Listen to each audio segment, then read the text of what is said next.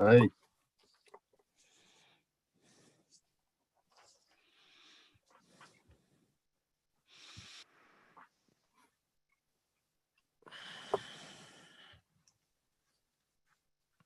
Okay, Mr. Chair, you're live.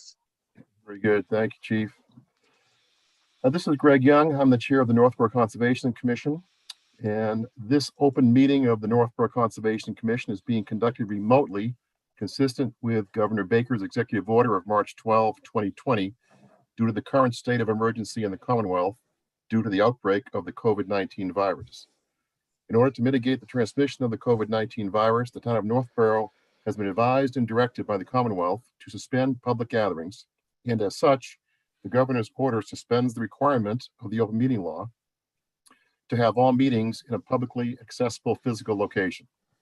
All members of the Northborough Conservation Commission are allowed and encouraged to participate remotely. This order allows Northborough Conservation Commission to meet entirely remotely so long as reasonable public access is afforded so that the public can follow along with the deliberations of the meeting. The public is encouraged to follow along using the posted agenda unless the chair notes otherwise. Members of the public who wish to view the live stream of this meeting may do so by going to Northborough Remote Meetings on YouTube via the link listed on the agenda. Ensuring public access does not ensure public participation unless such participation is required by law. This meeting will feature public comment. Members, when I call your name, please respond in the affirmative. Dan Clark. Here. Justin Dufresne. Here. Diane Goldner. Here. Todd Helwig. Here. Kelly Marston. Here. Very good. Staff, when I call your name, please respond in the affirmative. Mia McDonald. Here. Chief Parente. Present. Fred Litchfield. Here. Very good. Some ground rules. I will invite each speaker or applicant on the agenda by name to make a presentation and speak to their application. Participants will provide their full name and hold until their name is called. Each speaker will be asked to mute their phone or computer when not speaking and to speak clearly and in a way that helps generate accurate meeting minutes. Those responding will be asked to wait until the floor is yielded to them by the chair.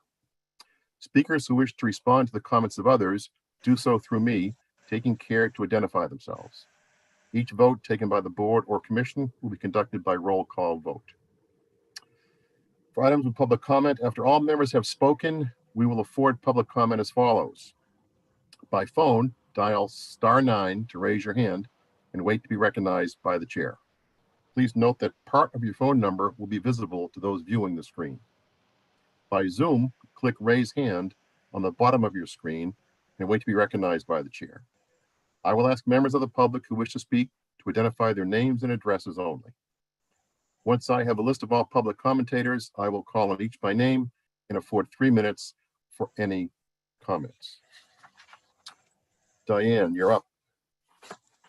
The meeting will include the following hearings pursuant to the Northborough Wetlands Protection Bylaw only.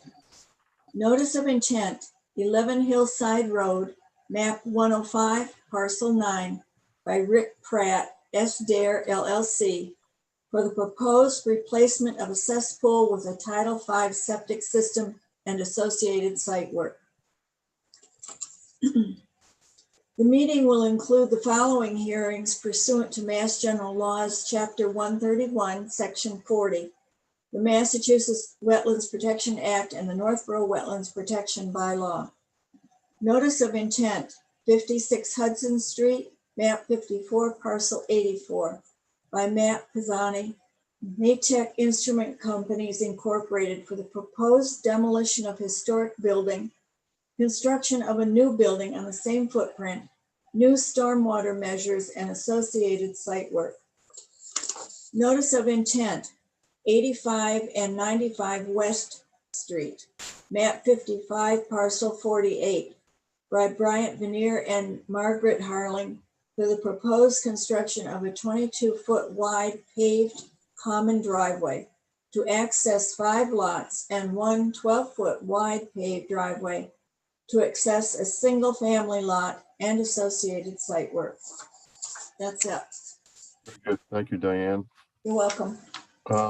Mayor, I'd like to get the meeting minutes out of the way first, and then we'll go to Fred.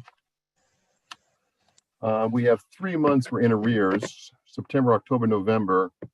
I believe that September we cannot vote because we only had 4 commissioners at that meeting, and one of them was Tom Beals. So Tom not being here means we really can't vote that one. The other 2, we're fine on that one. So October and November meeting minutes are on the table. I presume folks have taken a look at them. We sent them out a few days ago, which was good. I move to approve the October and November minutes. Is there a second? Seconded by Justin. Roll call vote. Dan Clark, Yes. Justin Dufresne, Yes. Diane Goldner, Yes, Todd Helwig, Yes. Kelly Marston. You're muted, Kelly Marston. Yes. Very good. And I also vote yes. Okay, so we'll just carry September over, Mia, to next month again. Okay. Informal discussion, Mr. Litchfield.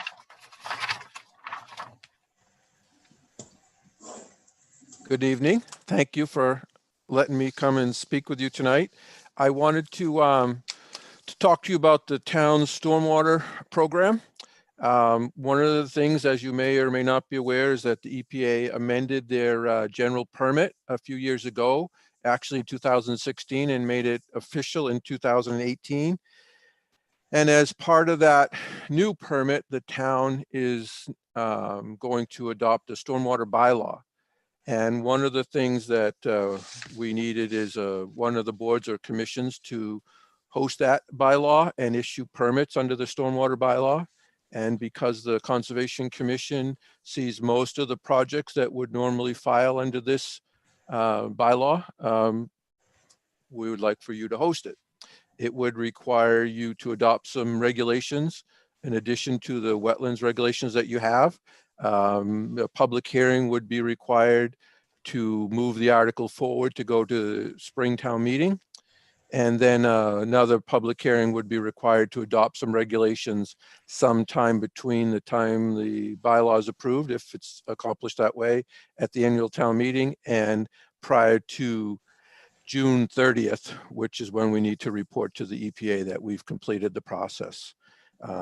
Originally, the EPA's permit for stormwater regulations was adopted back in 2003, and we have been dealing with stormwater issues and permits, not specific permits, but handling it through other boards and committees. There are several different boards and committees that see land use projects, and they all have kind of a finger in it. This would allow us to have one board that makes sure that all of the I's are dotted and the T's are crossed that are required in the bylaw. It wouldn't really change anything. The goal is to have the project require a permit for any time there is land disturbance of an acre or more. And for the most part, there aren't that many projects that disturb an acre that doesn't come before your board. So we're thinking that it doesn't add a lot of work to your commission. But it would be a separate permit so that whenever you wish an order of conditions, there would also be a separate stormwater permit. The difference between the stormwater permit and what goes on with the Conservation Commission is there are post-construction requirements that applicants will need to meet going forward in terms of reporting and keeping the site stabilized and maintaining it in perpetuity beyond when the certificate of compliance is issued. I don't have a draft bylaw to share with you tonight. We have a consultant at Ty and Baum preparing that for us. I expect to have it in the next few weeks. If the schedule allows and town council recommends going forward with the public hearing, we might like to do that at your January meeting. I don't know that it would take up an awful lot of your time, but depending on what your schedule is, if you're available and you think that it can fit into the regular monthly meeting, that would be the preference. If not, if you're too busy and you would like to schedule it as a separate public hearing, be happy to work with me and find a suitable date that works for all of you as well as our consultant. I'll stop there and offer to answer some questions if there are any. I have other information, but it's not a lot of detail yet because I don't have the bylaw. We're following a model bylaw that several communities around the Commonwealth are using, is what our intention is, but how it fits in with our town code is still being worked on. I have three questions.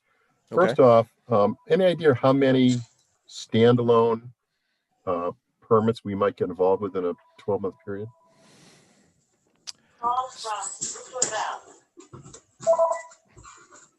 I'm sorry, standalone permits that you might get involved in the course of a year Yeah, would- that would you're not doing be part already? of- That would not be part of an NOI or an activity like that.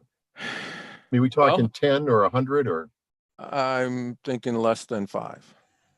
Okay. If you look back in the last 12 months around town, I can't think of 5 projects that went before the planning or zoning board that didn't come before the Conservation Commission. The one, no, even 330, 350 Bartlett Street did come before you. And because the threshold is an acre, it's a fairly substantial amount of area that, you know, would be the size of a project. I can't think of more than, I had a list in my head of 1 or 2 in the last few years, but Lincoln It's not Street, a lot. It's something that we could fit into our standard monthly agenda. I believe so, an item. yes. That I would- believe so. Second question is, what about the impact on Mia and any extra work for her? Well, because it involves most of the sites that you would normally have a jurisdiction over, she would still continue to do inspection reports. There may be some additional record keeping that's required in order to make our annual report due. The bylaw that's presented when it gets to you will have the ability to charge fees for peer review or separate inspectional service if it turns out to be necessary. I believe that the goal would be to have staff do it, either myself, somebody from DPW working with Mia. Between several of us that are already here, we feel as though we can meet the needs of the permit pretty easily, but in the event there was a very large project that would consume, you know, more of the time than staff could allot, there is the ability to charge a separate fee and have somebody, a peer review, come in and do it. We did do that a number of years ago when they were busy building Northborough Crossing. We had a consultant come in weekly and do inspections on the whole site throughout the duration of the project, and it worked out pretty well. Last question I have right now, Fred, is are other towns dealing with the same way we're proposing? Are they looking at going to their Concom with it? Different towns are doing it different way. A lot of communities are using Concom. Some are using planning board. Some are creating a new committee, which I'm not necessarily in favor of another board or committee. We have quite a few here in Northborough now. There are a few different approaches, but in general, a lot of them are using Conservation Commission. Some are using planning boards. I think your board has the best suited for it because of your expertise and the fact that you're already dealing with mainly drainage, erosion control. Those are the main goals of what we're trying to cover in this permit.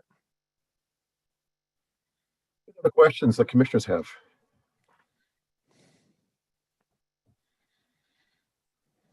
If you do, you're all muted.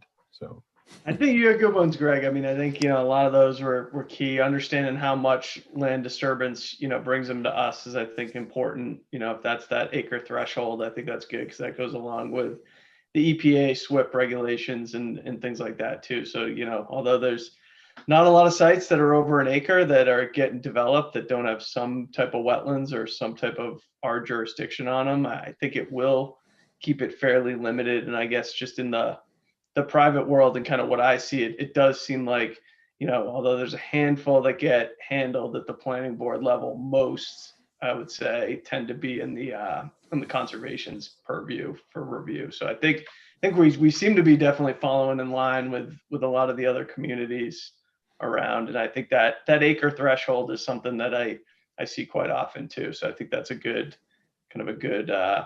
starting point for this. Our goal is to meet the requirements of the EPA's permit without overreaching too much. Some communities are lowering that threshold below an acre.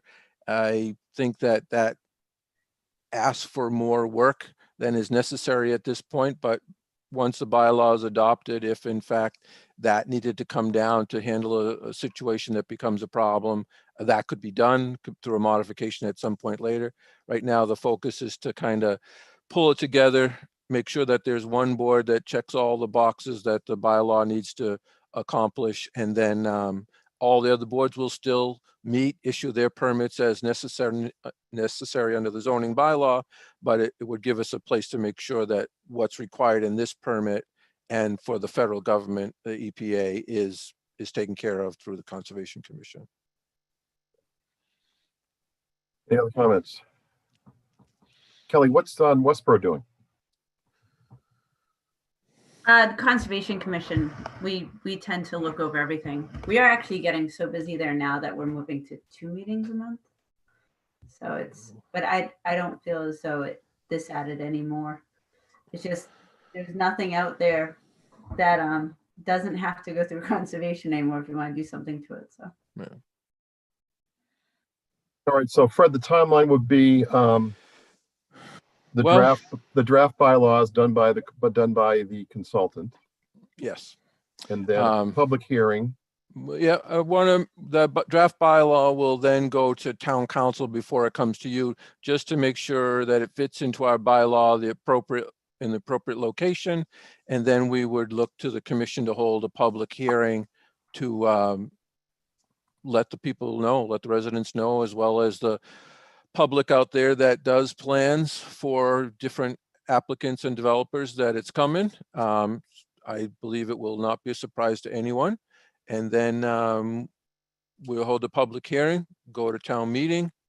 If it gets approved at town meeting, come back to you, adopt some regulations. The consultant is also preparing the regulations, and they have a copy of all of our other bylaws, so they know what's been handled where. But this will allow us, again, to consolidate everything under one permit that handles what has been done over various boards over the last 10, 20 years. Okay. All right. No other questions from the commission. Do we have to vote this, or is this just a matter of it's going to happen and we've decided to take it on and off we go? Well, hopefully you're in favor of taking it on. I don't want to force something on you don't want, but yes, it's an informal discussion, and we're just looking for your acknowledgement that you're accepting and that you'd be open to a public hearing and adopting it as a bylaw. I think the feeling is we would be.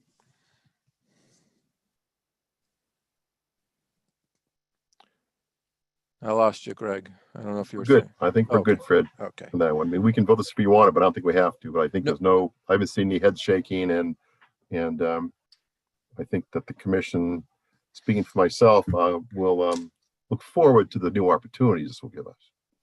So As will I. there we go. Okay. Thank you very much for your time Super. tonight. Good deal. Anyone has any questions between now and the next meeting, feel free to reach out as soon as I get the bylaw. I will forward it to you through Mia for review. And if there are any questions before we get to the public hearing, or anyone has any issues, please let me know. We'll work on them ahead of time so that the public hearing can go as smoothly as possible. And we'll probably prepare a list of developers and engineers who might be affected, and let them know when the public hearing is scheduled. I see from your agenda, the next meeting is January 13th. Don't know if I'll have it all ready by then, but that would be the goal. Right. If you don't make the 13th, would we go to February, or would you need a separate meeting? I need to talk to the town administrator to find out when the warrant's going to close and see where that falls in relation to your February meeting. It may be maybe before that. So I have already let the town administrator know we want to reserve a spot. so that he knows we're coming. He's aware that I'm speaking to you tonight. And so if not January, February might work. It depends on what the schedule is for closing of the warrant. Good. Good. And town council. Certainly, super. All right, well, thanks, Fred. Thanks for Okay, the thank update. you. Nice to see you all. Happy holidays. And I'll talk to you in the new year, I guess. Sure will. Thank you. Okay, Mia, 161 Church Street is still nothing happening there They've requested to continue to February. till February.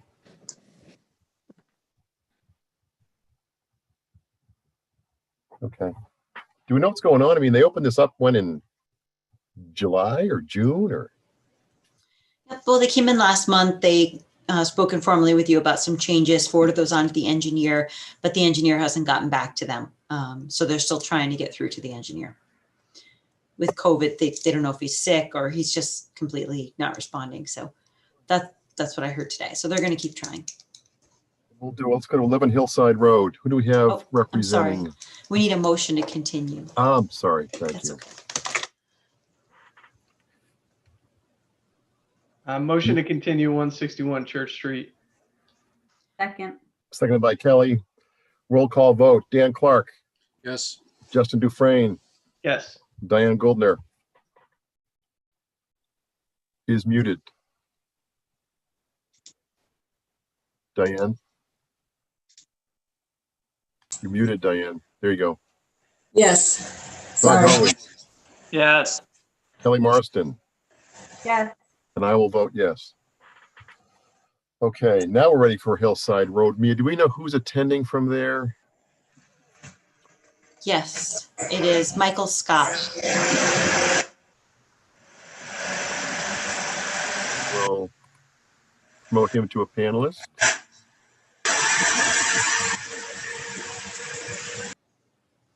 All right. Anybody else? No, it's just me. This is Michael Scott. Okay, Michael. Hello. You are on. Okay, thank you. I'm here on behalf of Rick Pratt and Esther. They purchased 11 Hillside earlier this year. Closed, I think, shortly before the registries and everything else shut down. We soil tested on the property in the summer after they had a failed Title V. The property is about a 4,000 square foot lot on the east side of Hillside Road, and it has a antiquated cesspool. It was a 2-bedroom structure. They intend to gut the home, which they've begun, and repair the home for sale, but they need to replace the septic system. So we tested in May. Subsequently, the Board of Health issued an approval sometime over the summer for a replacement 2-bedroom system on the property. The entire property is, well, effectively the entire lot is within 100 feet of an isolated wetland, which is to the rear of the property or east of the property between Hillside Road and Lawrence Street. The wet area, was an area of standing water, and just adjoining that, slightly up gradient, there's an area that qualifies as an isolated wetland, which is jurisdictional under your property. Under your regulations. It's not on his property, so it's about 15 to 20 feet behind his lot line. When we initially did the filing with the Board of Health, we weren't aware this was a wetland. Mia spoke with the owner, asked him to have wetland scientists look at it. We did have Scott Heim of Northeast Ecological out there a month or so ago, and did determine that the area was jurisdictional under Northborough regulations. So what we've done since then is we've added some erosion control barriers to the left rear of the property, where there will be some earthwork that could impact the wet area were soil to erode. The rest of the rear of the lot is protected by an existing retaining wall that is several feet of fill on the property side. And then the wall continues up above the retaining portion, several more feet, as much as say 6 feet of freestanding block above the portion of the wall that's retaining fill. So that area is well protected. So we did not include erosion control along that part of the rear part of the property. In order to do the work, essentially the entire rear yard has to be removed. The entirety of the lot was filled whenever the lot was developed. And when we excavated, or when we did the soil testing, we did 2 test pits. The first one we terminated. It was on the right or southern side of the lot. And then the second pit, we went down about 12 feet till we finally hit native material and got enough exposed enough native material to confirm that we wouldn't be into the groundwater or actually had some parent material. So the entire rear yard needs to be removed, roughly 10, 11 feet of fill over that rear yard. He will bring that out through Hillside Road, and he'll bring back in a new system, which will be a 2-bedroom system. It's a Presby system, if you're familiar with that type of system. It's a more advanced pipe and stone type septic system. It will receive a septic tank and distribution box, all the normal components of a new system that would meet current state regulations.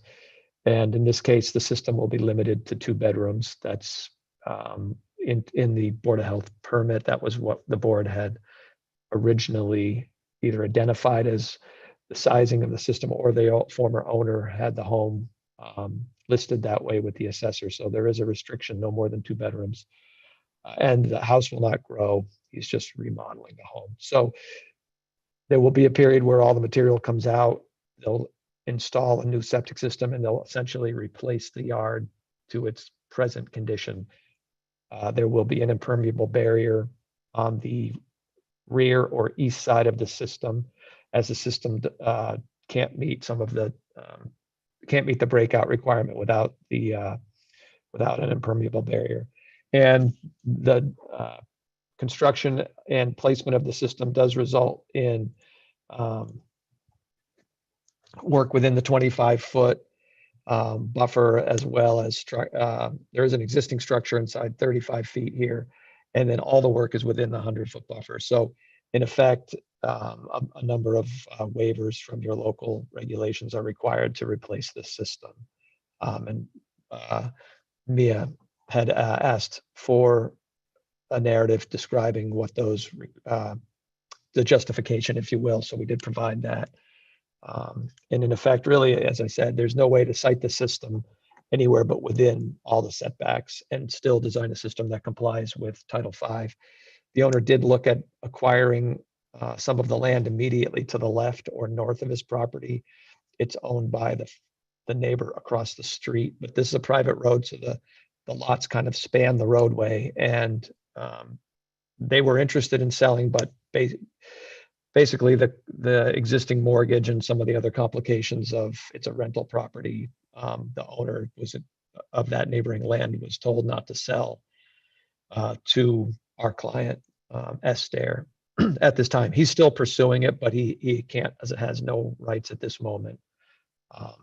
And we'll see if he can get it over the next so many months. But he wants to move forward with the installation and get the house on the market, and he can't wait that long. So. Yeah, no, the site is, it's 4,000 feet. It's very tight. Yes. And, there's no alternative, I guess. Question Mia, do we have a plan and some pictures? Yeah. Number one, Michael, how far is that existing wooden fence from the isolated wetland? So there's a retaining wall at the back, right? Yep. Yeah, right there. It's about 13 feet from the edge of the wetland area, and about maybe 10 feet farther in to the east is where the ponded water is today. So yeah, back in there. And that was wet when we were out there in the spring, and it's still wet now. I can't tell how much it's dried up over the summer or restored over the fall here, but so the wet area is about 13 feet behind the retaining wall. And then you can see the 25-foot buffer is cutting across the western or eastern part of the system. So a little bit of the system is within the 25. And again, effectively, you can see the 100-foot buffer up near the front of the house. So virtually the entire lot's within 100 feet.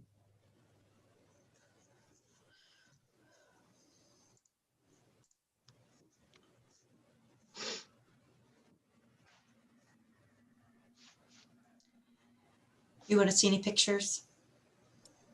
I think for the commission, just to show some pictures of what we're looking at here. So it's good to get a reference. The lot steps down from about 10 feet from the road to the rear yard. There I am.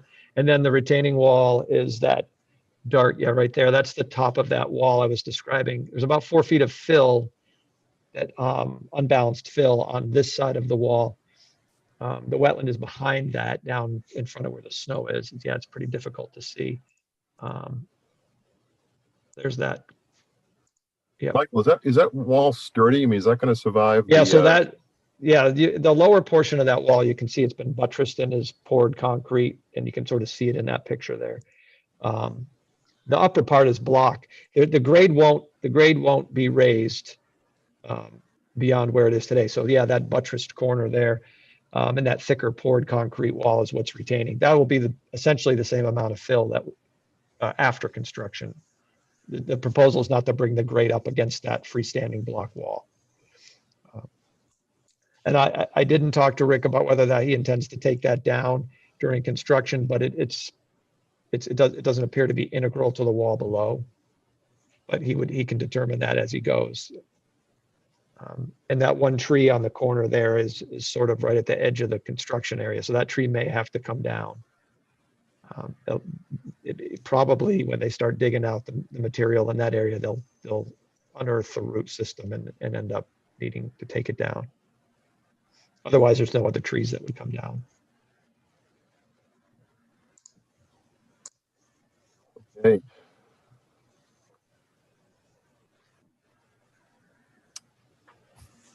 And he'd like to end up with his intent is just to restabilize the rear as a fairly flat yard. Just pretty much what you saw today, or when you were out there last week. So What do about we the know? deck, Mike, does that deck go, it's just going to be removed, and that's it? There's no plans to put anything back in that place?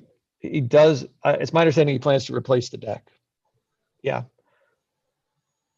But he needs it out of the way to get to and from during construction. So Okay. the home is, it's actually, there's a retaining wall and on the left and the front as you face it from the street. So it's almost like a car, it's almost like you park a vehicle in there, but he will just recover that when he's done, because there's access into the house from that side. Okay. Cesspool is leaking now. Is that a fair assessment? Cesspool the house has been vacant for some time. And when we tested, you can see the two test pit symbols. Yeah, that one we stopped. It was starting to get wet, and we were worried that we were going to hit the cesspool, so we abandoned that hole. But it's generally in that part of the site. There was a pipe that projected through actually above grade. It was, we believe, connected to the cesspool, so we think maybe they were either putting a cellar drain or some other groundwater sump drain into the cesspool as well. But to my knowledge, he's not used the plumbing, and the cesspool will come out. Everything's going to come out because they're going to be down so deep. There's no way to abandon it in place. Everything will be removed. There was no evidence of, contamination or breakout at the back. When we were digging out there in May, we were concerned that we were about to hit the cesspool, so we quit on that hole. And what about erosion control, ECBs I see on the corner there? Yeah, in the back corner, because everything else is protected by the wall. So just that area is, and again, it's a little tough to picture, but effectively he's going to have about a 10-foot hole in the backyard. He's probably going to have to shore the west side with cribbing, or the south side with cribbing, and during his construction. And he's going to bring the grade back up. So it's going to be flat, and it's going to fill up and compact and bury the system. So once he gets it all out of there, there won't be a real risk of erosion, but during the excavation, there's certainly a chance.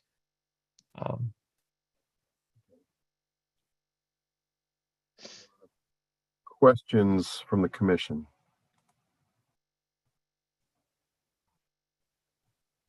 No questions? Do you know when they're going to start, Greg? I don't, but Michael probably has a good idea for that. He's working in the house now.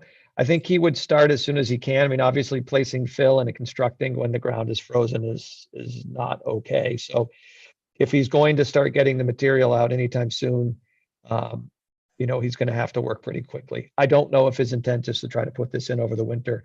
As I say, we started this in May. He got his approval and there were some other complications that held him up. But yeah, I think they want to get it done as quickly as possible. So if it stays mild, he may want to work this month or early next month. He did not give me a schedule though. Not much you can do. There's no options, and it's a tough site for sure. So, all right, no more questions from the commission. Let's see, and any attendee questions? I don't see anybody with their hand up. No. Mia, what are the waivers that we're looking at here? 3 waivers, the 25 no touch, 35 no structure, and the waiver of normally you require 100 feet for the leaching field as per your local regulations. Board of Health, they've already approved, obviously, right? Yes. This received a waiver from the local Board of Health reg as well. So under the local upgrade approvals for the same thing, a leaching system within 50 feet. Okay. All right. Is there a motion? Moved issue an order of conditions for 11 Hillside Road, including the requested waivers from the local bylaw. Could we make a motion to close the hearing and then discuss the special conditions for the order? I'll make that motion. Thank Very you. good motion. Is there a second for that I'll motion? second it. Second by Diane. So we'll vote to close the hearing. Dan Clark, Yes. Justin Dufresne, Yes. Diane Goldner, Yes, Todd Helwig, Yes. Kelly Marston, Yes. and I will vote yes. The hearing is closed.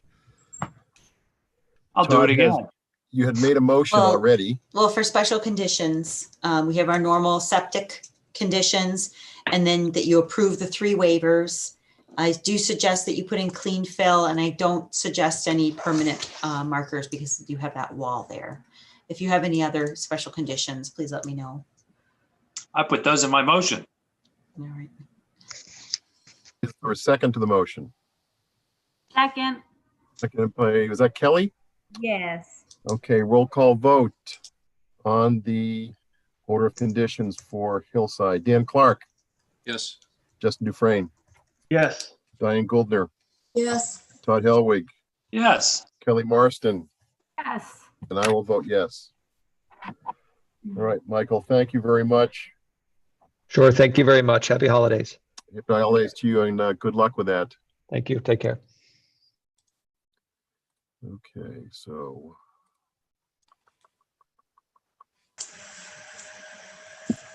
All right.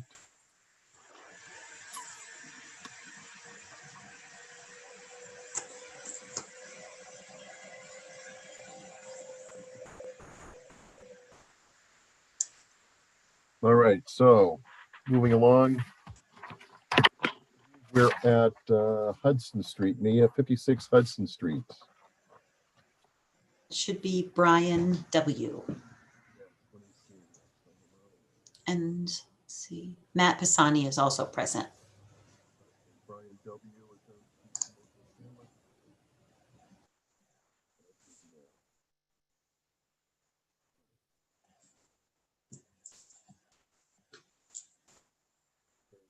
Brian, and I see Matt.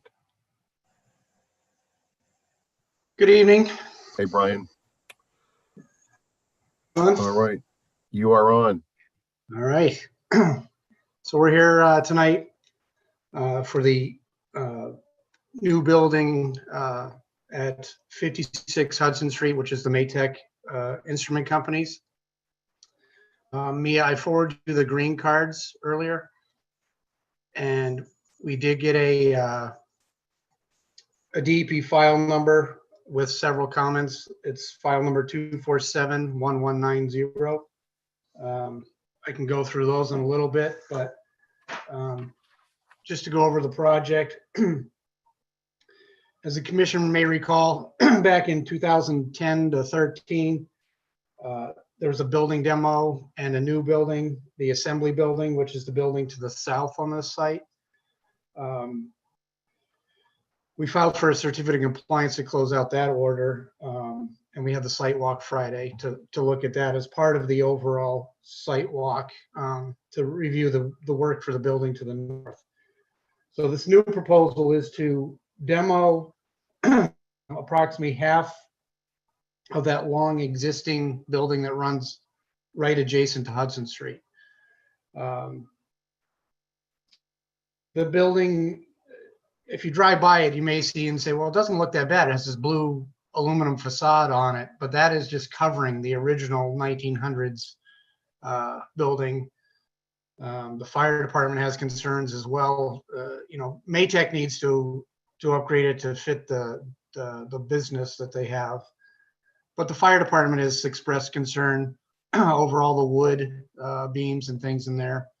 So that's kind of a secondary issue. But so this would be to remove the old building, demo it, and essentially build on the same footprint, although there would be a 10-foot wide open area between the middle of the building. And then the wall that is shared with the concrete channel that runs along Cold Harbor Brook there, the brick facade, you can see the edge of the building that Mia is pointing at. And I think I sent you a photo too, if the other commission members haven't seen it yet. But that wall is 2 stories above the concrete channel, and it's exactly on that same face elevation. So when that is removed, the new building wall will be 4 feet off the brook in the southwest corner and 10 feet off the brook in the northwest corner. There you go. So you can see kind of the window that's in the blue facade there, closest to you, if you will. Yeah, right where Mia has her cursor. The new building wall will be approximately starting there. That's about 4 feet off this corner of the concrete wall.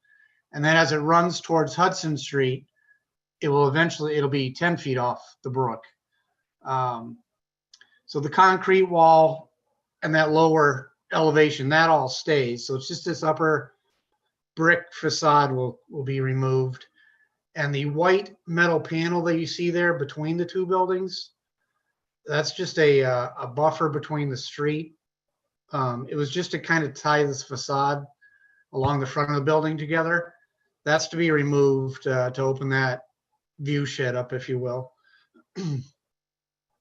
So I know one of DEP's comments was that there had to be some justification that the building was farther than existing, which, they said they saw the plan. It looked like the overlay didn't show that, which clearly the new building is 4 to 10 feet off the brook, where the existing one is right on top of it. So I think that's an easy answer for DEP's comment on that end. And then again, that wall, you can see the numbers in there. Excuse me. You'll see a 254.4 there. That's the 100-year flood elevation based on the flood study. Excuse me. And Mia had asked about the elevation on the retaining walls there. Those are at about elevation 256.4 on top of that wall. So it's 2 feet above the 100-year flood elevation. So there's no work within the BLSF in this case. The whole entire area is 200-foot riverfront, but again, it's redevelopment. Excuse me, they're building on top of essentially the existing footprint. They are expanding to the south there to tie the 2 buildings together, but they are improving the setback to the river, the Cold Harbor Brook. In addition, they had mentioned, because there is a groundwater overlay, the town engineer, excuse me, the town engineer had asked if there was anything we could do to additionally address some stormwater or roof runoff. This portion of the new building, those downspouts go to an underground infiltration system. Once the new building is constructed, it's going to tie back into that. But that second half, or the easterly side of the historic building, that side currently has roof drains that just discharge onto the ground or onto pavement.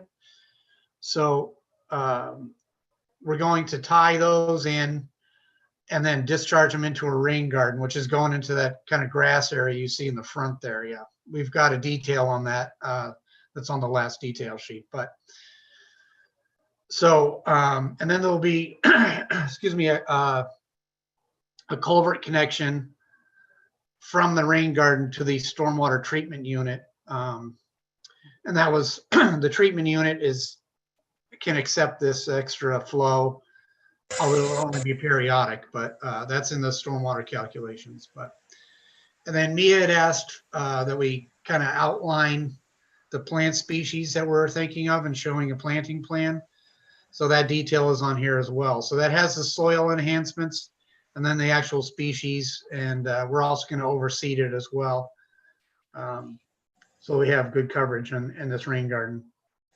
Those are all species that are identified and approved for rain gardens in Massachusetts.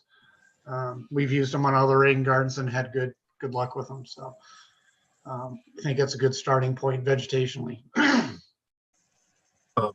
Hey, Mia, can you put the picture back up that we had that shows the building? That's it. That's it. Brian, a question here. Yeah. So I mean, clearly, I think the big risk from our standpoint is that work going along the river there. What's going to prevent that brick wall from ending up in the river as the demo takes place? Right. I spoke to the demo contractor, and I forwarded to me a detail. He just got done doing a wall between two buildings in Worcester that it was very tight. So he employed a system where he has an 8-foot by 22-foot. I was under this understanding the other day when I spoke to you that it was just a steel plate that gets put flat up against this wall. And then they have another machine inside the building. Once the other end is demoed, they can park right on the concrete floor. They have another machine that has a robotic arm that would pull the brick down. Yeah, if you can, yeah. So this is actually the system that he used in Worcester. So yeah, you can kind of see it there. That catch pan, if you will, is 8 feet wide by 22 feet long. I know it probably doesn't look like it in that picture. And then can you go back to the other view for 1 second, Mia, please? Yeah, that big tarp you see behind the catch pan is a large rubber mat, and that extends about 6 to 8 feet above that catch pan. So if anything were to, kind of snap and shoot off, it would hit that and drop into the pan. So that pan edge will be put up flat to the brick face wall. It's held in place by its own crane, and that weighs apparently a couple tons, so it's not going anywhere.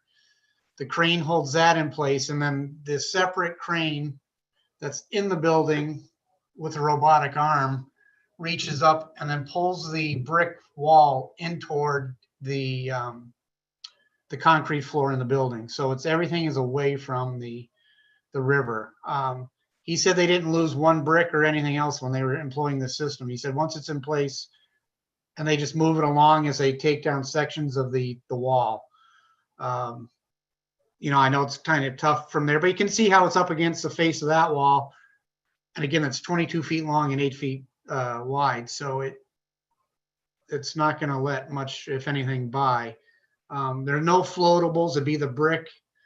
We did add a detail for potentially a golf driving fence that we could employ down below from the kind of that concrete wall, and then rope it between the bridge at Hudson Street to that the the concrete platform we were standing on during our site walk.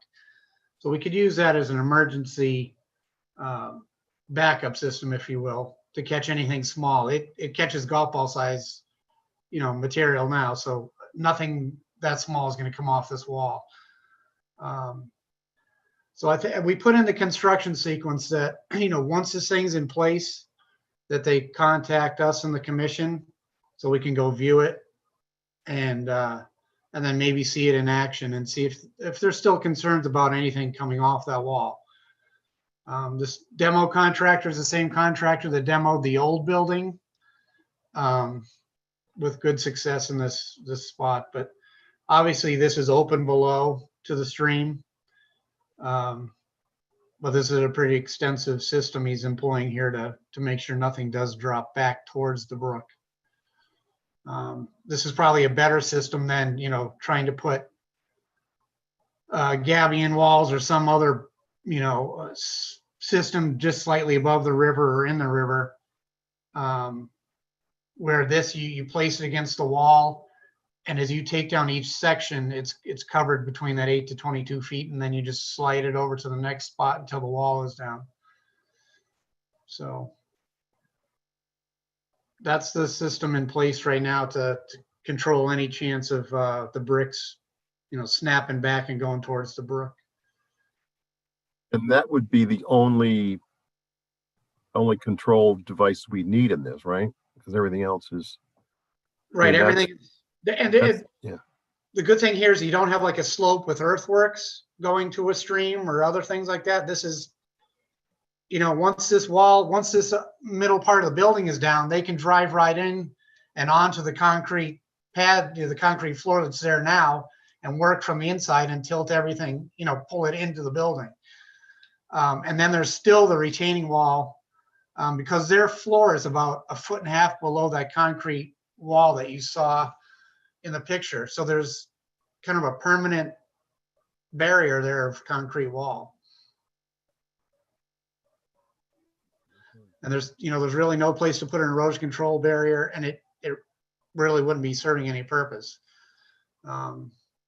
That's the golf ball netting if we need to employ it. But I think we would suggest, this guy is very confident and has done a lot of this work and said that he can pretty much guarantee he's not going to lose one brick with the system he employs. But that's why I think it's important that we have in the order, that once it's in place, that we go visit it and can keep an eye, see how it starts, and if we think we need to install the golf net, which won't take that long to install probably. Okay, good. Thanks, Brian. Questions from the commission? I have a question. This may be a silly question, but I was reading what the business does. Sounds really, really cool. But during the demo, do we have to worry about particles? Matt, are you there? I am. You want to address that? Particles in terms of employees or airborne? Airborne. It's an old mill building. The roof is the heavy timber construction, and it's got a rubber roof exterior. So I don't think there'd be significant particle. I think, it's pretty much just brick walls and a heavy timber frame inside. And Matt, I believe your demo guy said they'd be cutting the roof in sections and taking that out. Yeah, what they'll do is, because of that, they will, just like you said, they'll section all the lumber out of it so they can take it out in slabs. Mm-hmm. You're muted, Kelly. Kelly, you're muted. Still muted. Still muted.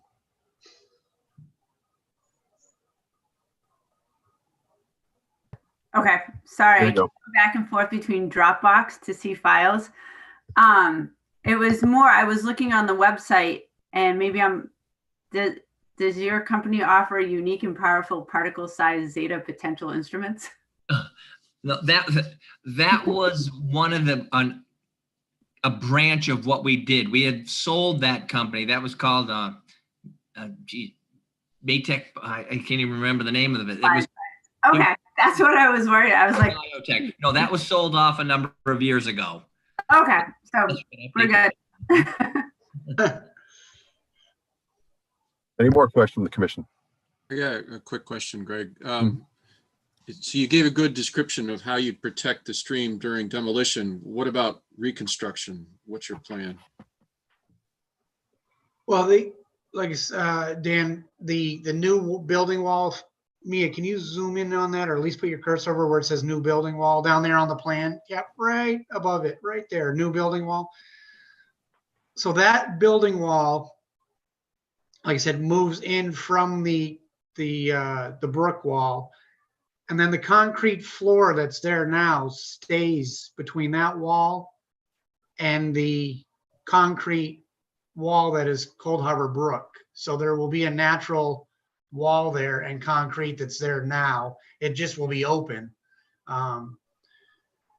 So right now we could either add, I know Mia had some concerns about potentially, contractors throwing trash or things towards the brook. We could either install the golf fence then, or maybe a snow fence, but there will be a barrier there, and there are no openings in that wall. So, and Matt, you may jump in here, but I believe that's a pre-constructed wall that'll be set in place. So once that's there, all the work will be occurring, on the easterly interior side of the building. There's nothing else going on out there because it's going to be the remaining concrete floor and the concrete retaining wall that's abutting the brook. And then there's no access back to there. So yeah, that's correct. This is not a stick-built building. As Brian says, prefab. Basically, they just load large panels in and fasten them together. Okay. Thanks. Sure. Anybody else? Any more questions from the commission? So Brian, what's the final condition then that's left in, I guess, between that building wall and the stream? Is it just that's going to remain kind of that concrete slab that's there with the wall that comes up a little bit? Yeah. Maybe gives them access to that side of the building or something? Well, I don't believe they have any proposed openings on that wall. It's just going to stay. We had thought about potentially trying to, see about taking out that section of concrete floor and actually planting it, but it's integral to that concrete retaining wall. Mm-hmm. So structurally, that would have been a problem. So it's the plan right now is just to leave it open as concrete, and then to the retaining wall. I don't know if potentially, I think there's a door towards the front on that end potentially. So I don't know if that could be used for, if the fire department needed to get back there, but it's going to be a metal building, and I think everything would be accessed from Hudson Street.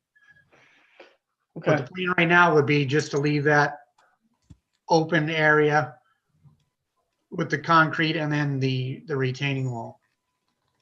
Okay. And then I guess just only other question, when that wall that comes down, I guess, in between, so you'll have that view of, of this kind of spillway or the brook or, whatever's there now. Oh, you're talking about that barrier? Yeah, just the... Yeah, just kind of that. It looked like maybe a sheet metal wall or something. That's all it is. Holding them together. Is there going to be, and maybe this is more, just working through Fred and DPW or something, like some type of guardrail or something that's going to go in place there? Can you go back to the photo? Yeah, it looks like there's already kind of a handrail and a fence there.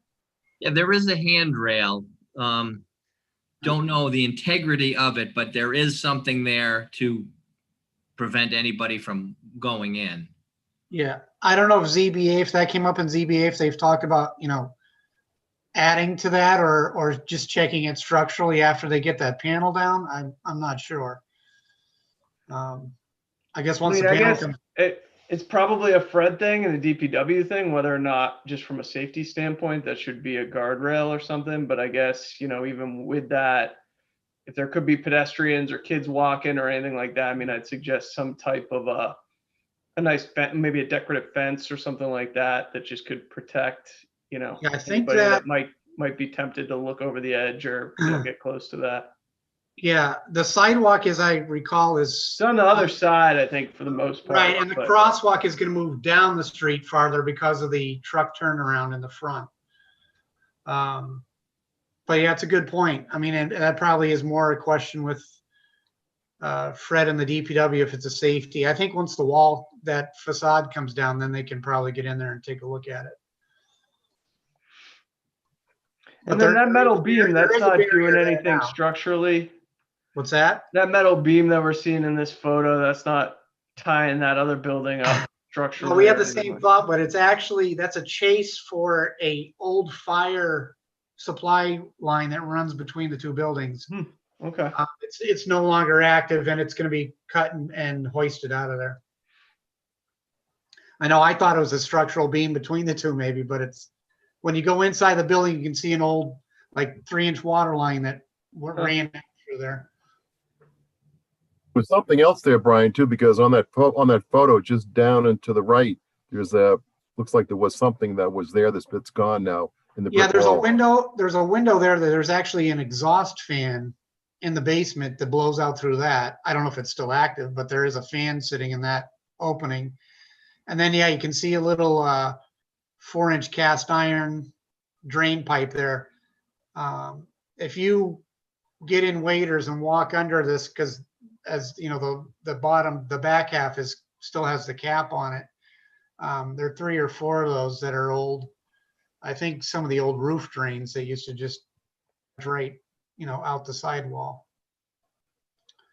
But everything now is tied to either the infiltrator or the new system for the old roof will be cut and tied to the rain garden. Any more questions from the commission? Anybody else? Could I ask a quick question? Sure. Brian, DEP brought up that you needed pre-treatment to get your 100% TSS removal for the rain garden. Is that true? Justin might be able to weigh in on this too, even if it's roof runoff? Well, yeah, I was a little confused by that. It says a 90% TSS removal credit with adequate pre-treatment, but we're not. It's clean roof runoff. It's Yeah. Yeah, you don't need it for the roof, Mia, usually. Okay. yeah. Yeah, that was a DEP comment and I wasn't sure. It just came in today. Yeah, I didn't understand that. I mean, I explained to her, I replied to her that, right now that roof drain is just directed to pavement or grass where we're going to take it now and put it to the rain garden. So, Okay. Public comments here. and Mia, when I replied to her, I think I copied you. I did send her the planting plan. She had asked about the planting plan for the rain garden. So we sent that as well. That's Brian. I know we touched this briefly, and this is certainly out of our jurisdiction. What about historical impact? I mean, the building's been around for over a century, right? 1900 something. Yeah. I think Matt said that I don't think it's on the historic register, but I think his architect addressed all that prior to this. Matt, how old was the building to the south? That didn't have any. It was all one or in the It was all same one. generation. So, we had done this research, I believe, when the first section came down, and we have the same people in place for this part. So I think all of that has been addressed. Yeah, I think it was addressed initially for that southern building because that was part of the 1900s building as well. Yeah, that's just curious. That's all. No, that's a good question.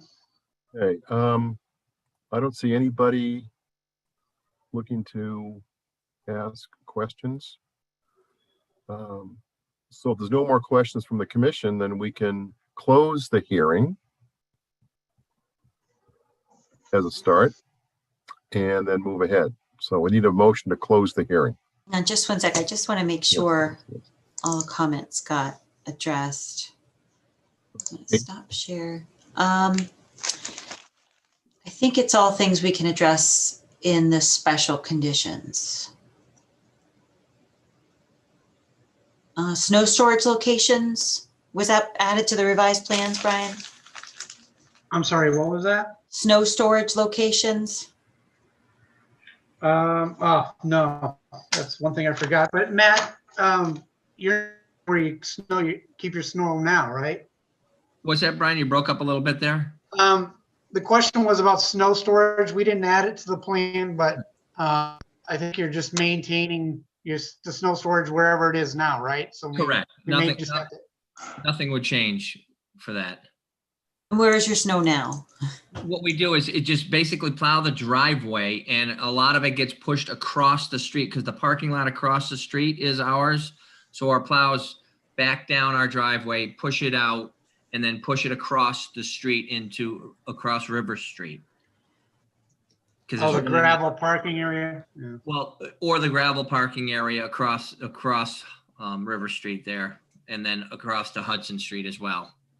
Oh, the parking across Hudson Street. Yep.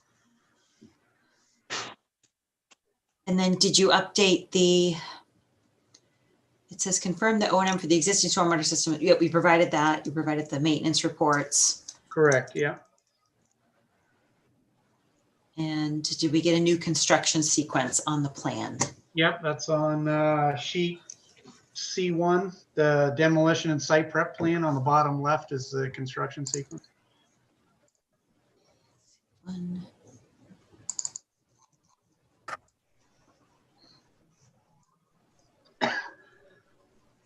Let's take a quick look. Excuse me.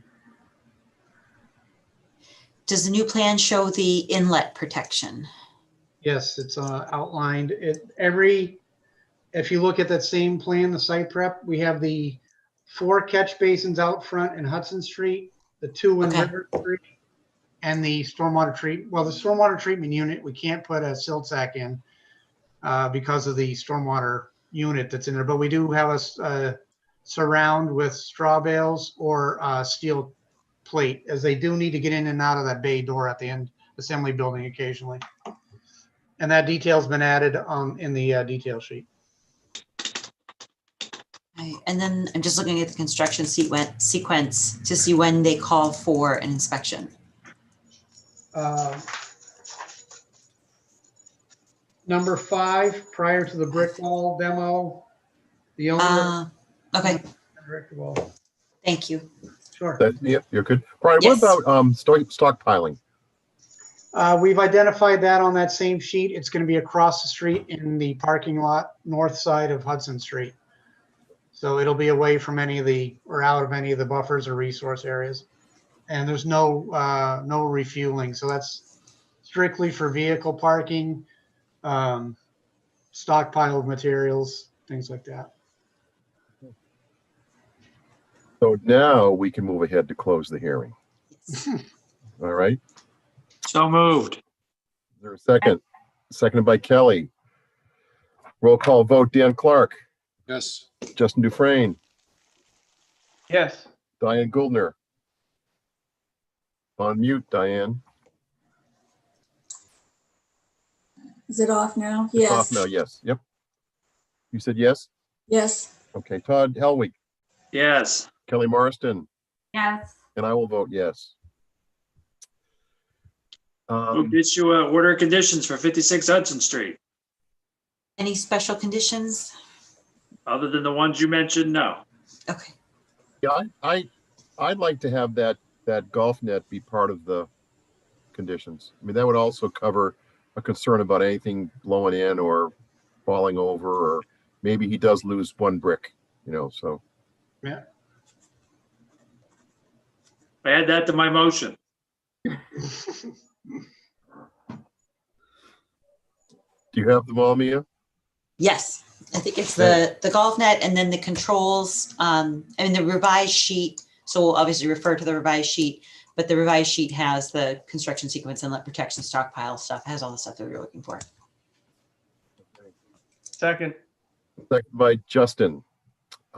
We are voting now to issue the order of conditions. Dan Clark, Yes. Justin Dufresne. You're muted. Yes. Now you're not. Diane Gouldner, Yes. Todd Helwig, Yes. Kelly Marston, Yes. and I will vote yes. Very good. Thank you. Thank you, Matt. I Good luck. appreciate it. Thanks very much. All right. Happy holidays. To all of you as well. Okay, so Matt's going to leave the panelist group. You're going to stick around, Brian, right? Because you are Yep. next. I'm the lucky one.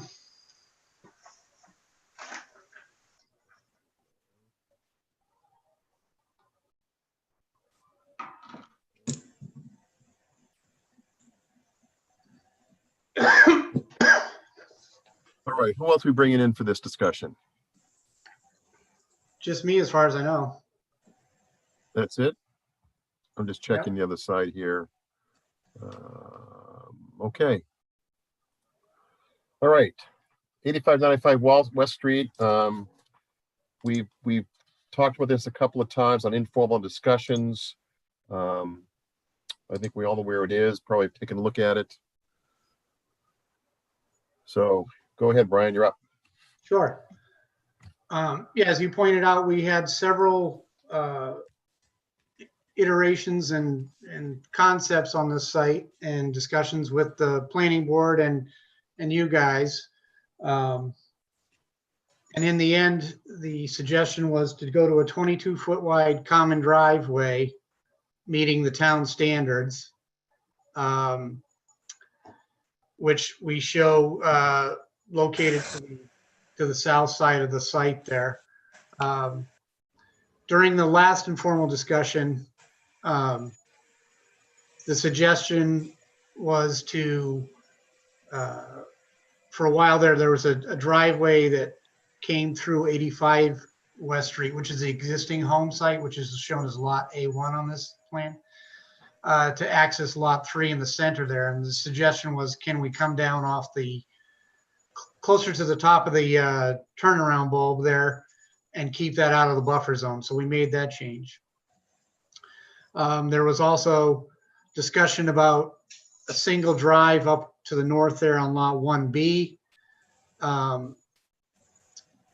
And that would keep, you know, because we can only serve 5 lots off the common drive per the town regulations. So, and that was to generate some revenue to, you know, the applicants are required to extend the water line in West Street as it's within 2,000 feet of the water line that ends as you come in off of Church Street. The water line extends there a little bit, so it's about 1,600 feet.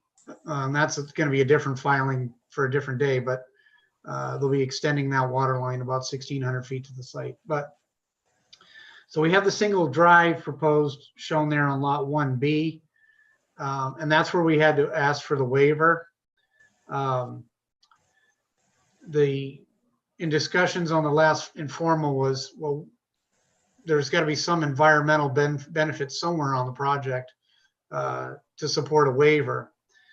And I don't know if Mia, if you have that exhibit for we're proposing on the existing lot, which was the removal of the existing driveway.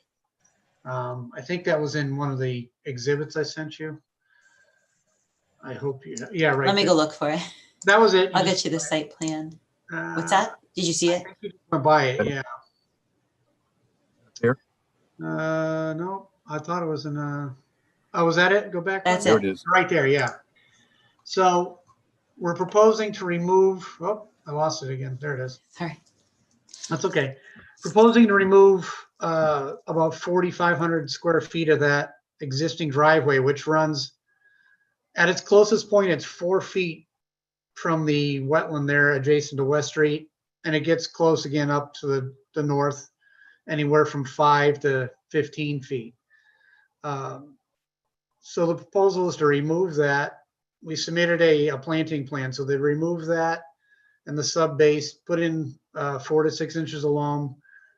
And then we've done a planting plan to seed that with a conservation mix, and then also add numerous trees and shrubs into that entire area. And that also removes a portion of that little, the stub drive that runs around to the back side of the house, adjacent to the small isolated wetland. So that all gets restored and removes that pavement. So that was to support the waiver request for the driveway on lot 1. And Mia, do you have the color exhibit that I sent you today? I don't know if you downloaded that yet or not, but Did it come by email? yeah, And it was a color. it was a color rendering exhibit showing the setbacks and things. So Let me see. I can Brian, print it out on line plans, but it might be easier with the color. Brian, the waiver is because that standalone driveway, how close you encroaching onto the, you're not going into Driveway, wetlands. I believe the driveway is at 30 or 29 feet. It's on that plan that I sent to me. I believe the driveway is at 29 or 30. The wall is at, I believe, 26. And the erosion control barrier is at 20.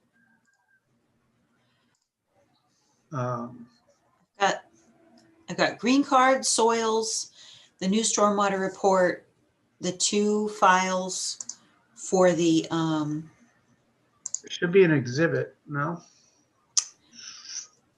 I hope I sent, I'm pretty sure I sent it. Well, I may just have to point it out on the, I think I found it. oh, that'd be good. There you go. Yeah, there you go. Okay. So if you can zoom, so one of the questions was, is there any work in a BLSF? So we've highlighted that. The flood zone out here is by elevation, and we have the elevation shown on there. So that flood boundary is per elevation. It's not just your typical, amoeba you might see on a flood map. So this addressed the question, is there any work in a BLSF, which we don't have any work in a BLSF.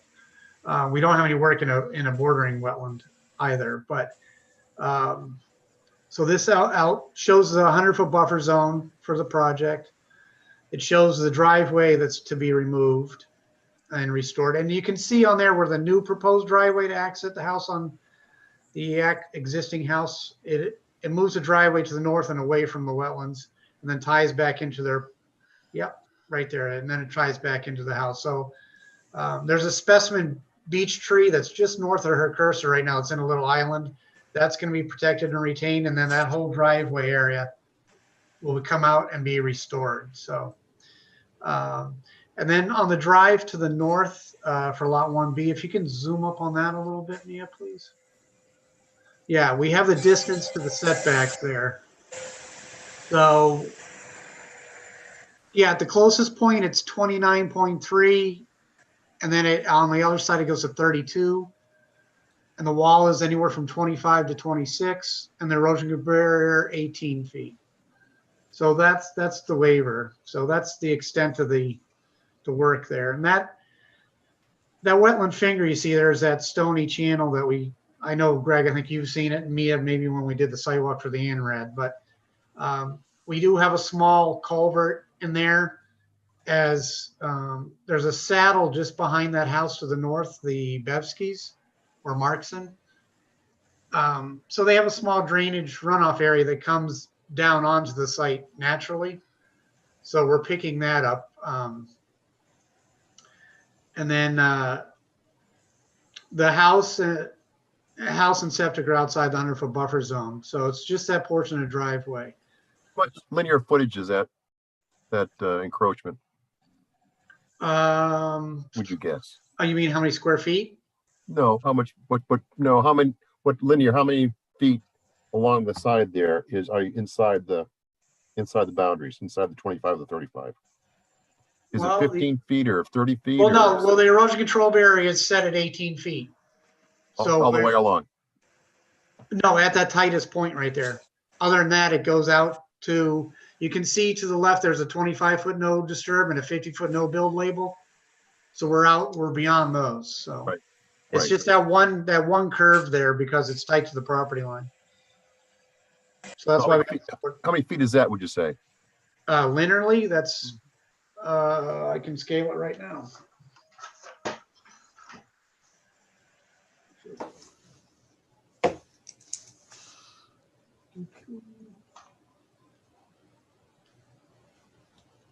If you go around that curve, it's about 70 linear feet.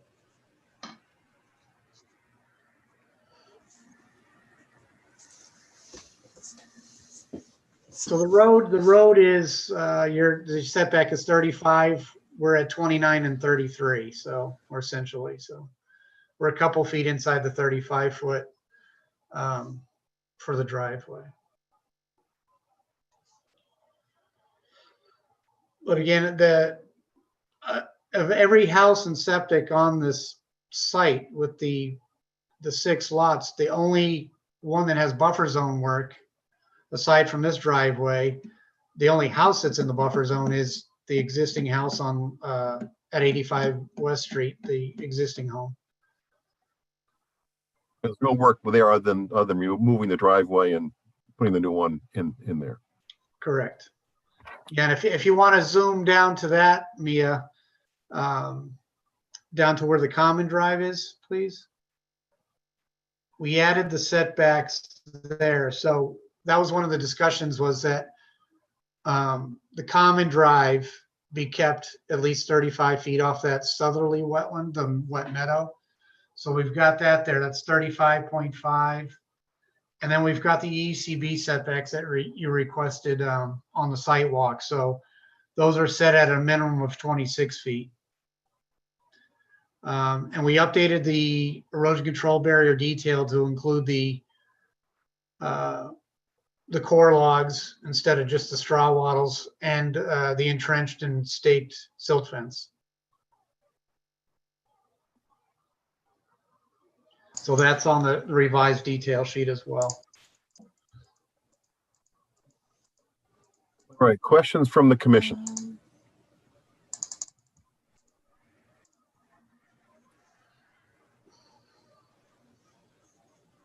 So Brian, so that's not going to be a municipal cul-de-sac or roadway. It's going to be a private common drive. So shared maintenance responsibilities. Same I assume goes for the stormwater that you're showing. Right.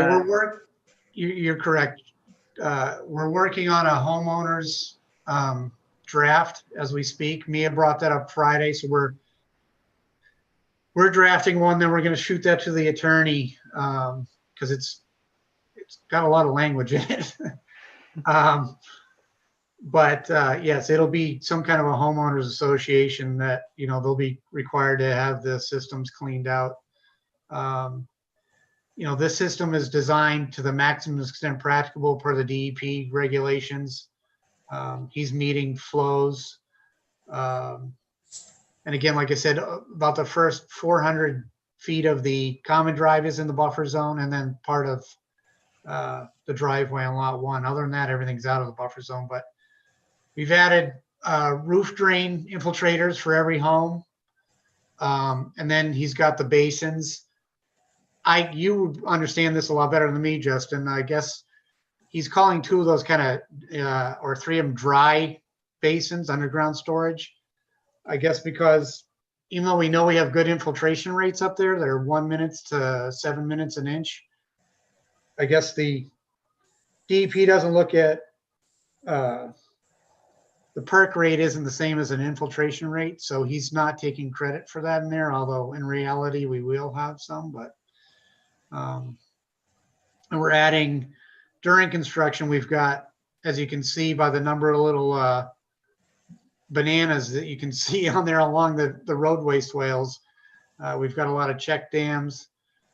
He's also, I think one of the requirements or one of the suggestions was over digging at the, I think if you go to the erosion control plan, yeah, he's got, it might be on the other plans, but he's got them called out to over dig where the units, yeah, that one, I think, Mia. They suggested we add a small pond down the bottom there. And then he's got the overdig on all the stormwater treatment units. And then we've got the traps all over the place coming down and breaking up velocities and flows. So we sent the revised stormwater report and the plans. I spoke to the guy from the DEP reviewer, Thomas Rubel, I think it was, Friday. He looked at it and wrote back with no comments today. So for what that's worth, but again, it's to the maximum extent practicable. And I think, Greg did with the slopes and things, he did a good job on coming up with a design here. But the site right now is total 17 acres. Currently 14 acres of it are wooded. And when right now we're proposing to have 9.8 stay as wooded. So approximately 68.5% is to remain in a wooded condition. So for a site that has, I just want to make sure one thing that we'll want to just be careful of, Yep. 'cause we're running into this in another spot in town too, is just, I think, and this will probably be written into some decision, I would assume somewhere, that common drive is constructed to 100%, prior to probably CO on any of these houses or any of them going for sale. I think we'd want to make sure the driveway is up, through a finished course of asphalt, and all the stormwater features are 100% installed and functioning and looking well before, houses start getting sold up there. right, that sounds feasible.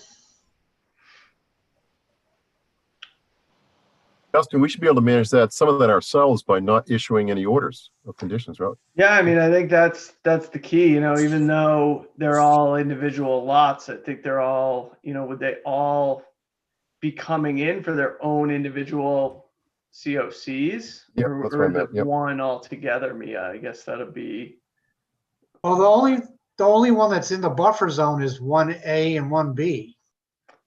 except the driveway that they all share together under common ownership is. Right. So I think they'd almost need a COC on the driveway and all the stormwater. Yeah. Won't be That might be a way of taking a look at it too, is that, if we had a COC, really kind of focused on that driveway and everything, the houses themselves don't matter as much to us, that they're well outside of the buffer zones. Right. But I think that driveway and just making sure that whoever buys a house up there is confident that everything's been constructed and easements are in place and all that documentation's pretty well buttoned up before. Right. Yeah, that's all being worked on now. All the easements and the legalese, if you will. But certainly, yeah, I think you guys are going to want to make sure the driveway that's removed and restored is established, that the road is in, that all the drainage systems down there are in before I guess you could do it as a partial COC when, the binder course of pavement goes in and you've got loam and seed growing and the, storm units are in and things like that. And then you don't issue a final COC until, the final So course. it's all grown and looking good. Final course is I think we'll just have to we'll want to be careful just based on something that Sure. we're also dealing with right now too. Yep. Yeah, I think you could, the driveway for 1B and is tied to this order, so it's not like they're being broken out. It'll all be tied together and you'll have control over all of those before any kind of a COC is issued but I think that can just be written into the order of conditions. Good to know, Justin.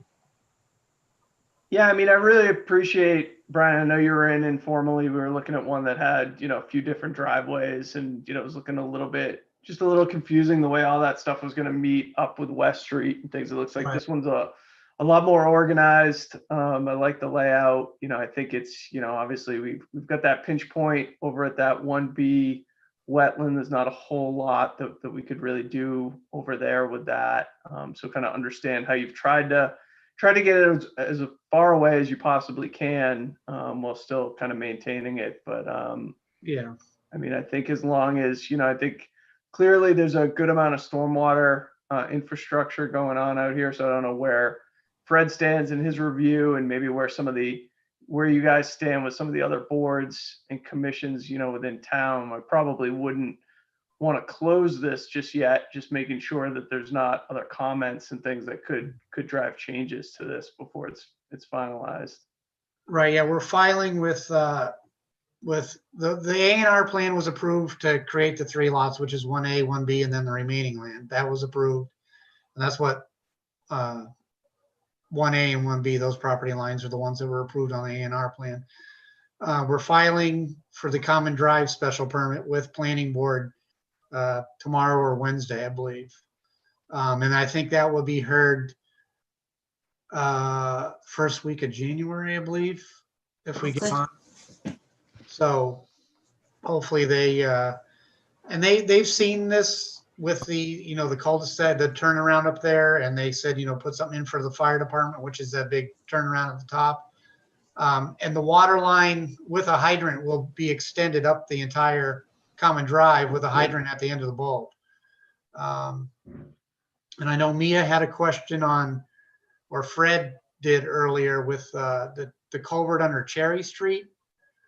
And Mia, I sent our crew out there this afternoon to really go crazy with the shovels, see if they could uncover anything else. And it's just a stone culvert that runs under there, a historic old stone culvert. And it's kind of funny why they were in there. The DPW stopped by and said, "Hey, you cleaning those out for us?" And they said, "Well, no, we're just trying to find out exactly what's under here." And he said, "Oh, it's just an old stone box culvert. We clean it out all the time." So I sent you those photos. I think you just showed them a little bit. Yeah, if you go to the Cherry Street culvert. So that's the inlet side. You're looking at Cherry Street. And then if you go to the neck, yeah, that's it flowing out. So it's just a stone conveyance under there. But we're not increasing flows to that drainage point, and we're actually reducing volume a slight bit. So it's functioned for this many years. I guess it's gonna stay that way. But the DPW said he just cleans leaves out on the inlet and outlet side, which is what essentially our survey crew did today. So. Any more questions or comments from the commission? I had a quick one. Okay. The 1A, are you just selling that house as is? Are they going to tear it down and build something new? No, that's staying as is. They just had a Title V done on the septic system. I believe that passed. I believe they're closing on that maybe tomorrow for a new owner. And the only thing is they've worked out, the 2 attorneys worked out some language that there's going to be an easement and a common drive, and their existing driveway is going away, and they're going to get a new driveway. So they know that's coming down the road. But no, that house is to stay as is. Okay. Anybody else? I have a few things when the commission's done. All right. You want to bring them up before I go to public comments, Mia, or do you want to? If that's okay. Go ahead. So go ahead. Oh, you want me to? Okay, so we'll start with the culverts, since we just were talking about that.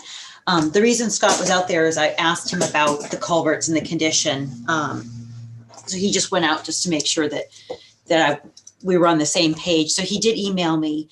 He says the Culver Street crossing at Cherry Street is an old stone box culvert that appears to be in poor condition and will require replacement if drainage is directed toward it.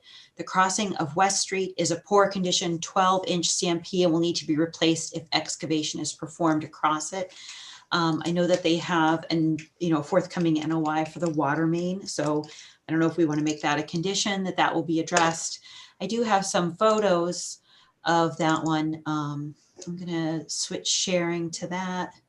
And I do want to echo what Justin said. So if we get to a point where we need to move on, I don't recommend closing tonight, because I did receive a lot of revisions on Friday, and I've been making my way through them.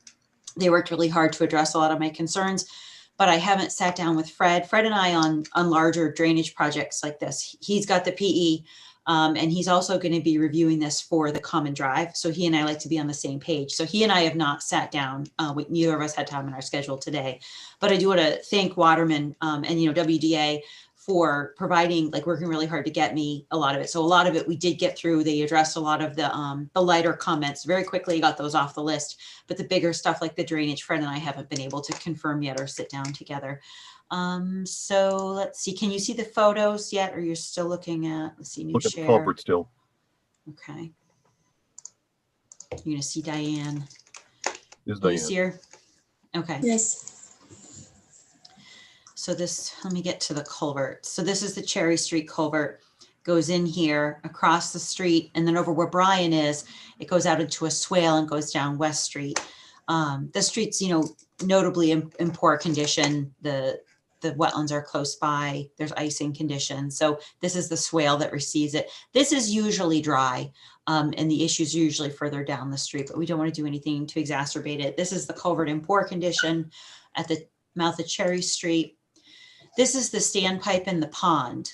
So when the pond reaches a certain level, it goes in. We don't know the condition of that pipe, but this one, you can see the whole bottom is rotted out. So maybe we can condition, I would suggest conditioning something, and we could talk to Fred about this too, when the water line NOI comes in, that culvert is replaced. It's Yeah, not where's going that- to survive. Where's that pipe? Is that into the skating pond? The That's other side. Outlet from the skating pond, yeah. The Oh, this is outlet, the yeah, skating it goes pond, okay. in Yep. at the skating pond Okay. and then out across the street Mhm. in very bad condition. And the DPW director did recommend that it was replaced, and that could be addressed during the water line. Then as far as the plan, I don't think there's any more. Any questions about the culverts? No, but I would say, Mia, if they're putting a new water line in there, it's gonna be, 5 feet down. They're I was gonna going say, right through that culvert anyway, so they'll probably just throw a new piece of pipe in there, I would think. But yeah, Yeah. something we should keep an eye on when the water line NOI comes in. yeah, the water line would be below that, so, but Yeah, preserve and protect won't do it. So no, they let me could go. just leave some through. Then back to the drainage, they did address a lot of Fred and my concerns about the drainage. We have the 3 dry detention basins. Let's see if we can find a picture. In the middle of the turnaround, here and here, these are all the 3 dry underground detention basins. Then further down, we have infiltration basins, which goes to a pond. I believe this one goes down to design point 2 and the rest are all down to design point 1. They did meet the DEP requirements. They have is cubic feet per second. The rate has been matched or slightly below, but the just cubic feet, the flow and the volume is higher. And what they did is they slowed it down. They slowed it down and they dissipated it, and they've got some detention going on. But the flow, they, like I said, they've met their stormwater requirements, but where it's receiving right now, it comes out, it'll all come down to this pond, overflow into the existing wet meadow, and then down across that poor culvert, that poor conditioned culvert on Cherry Street Actually, the volume to that one is less. is less. The volume in DP2, which is to the north to the existing pond, is slightly higher. All right. Pull that out. Well, that's in his revised report. I think. I haven't read the revised report Yeah, yet. I was It's just not focusing on changed, the but I plans. think it's always been slightly less, the volume to that one. Okay.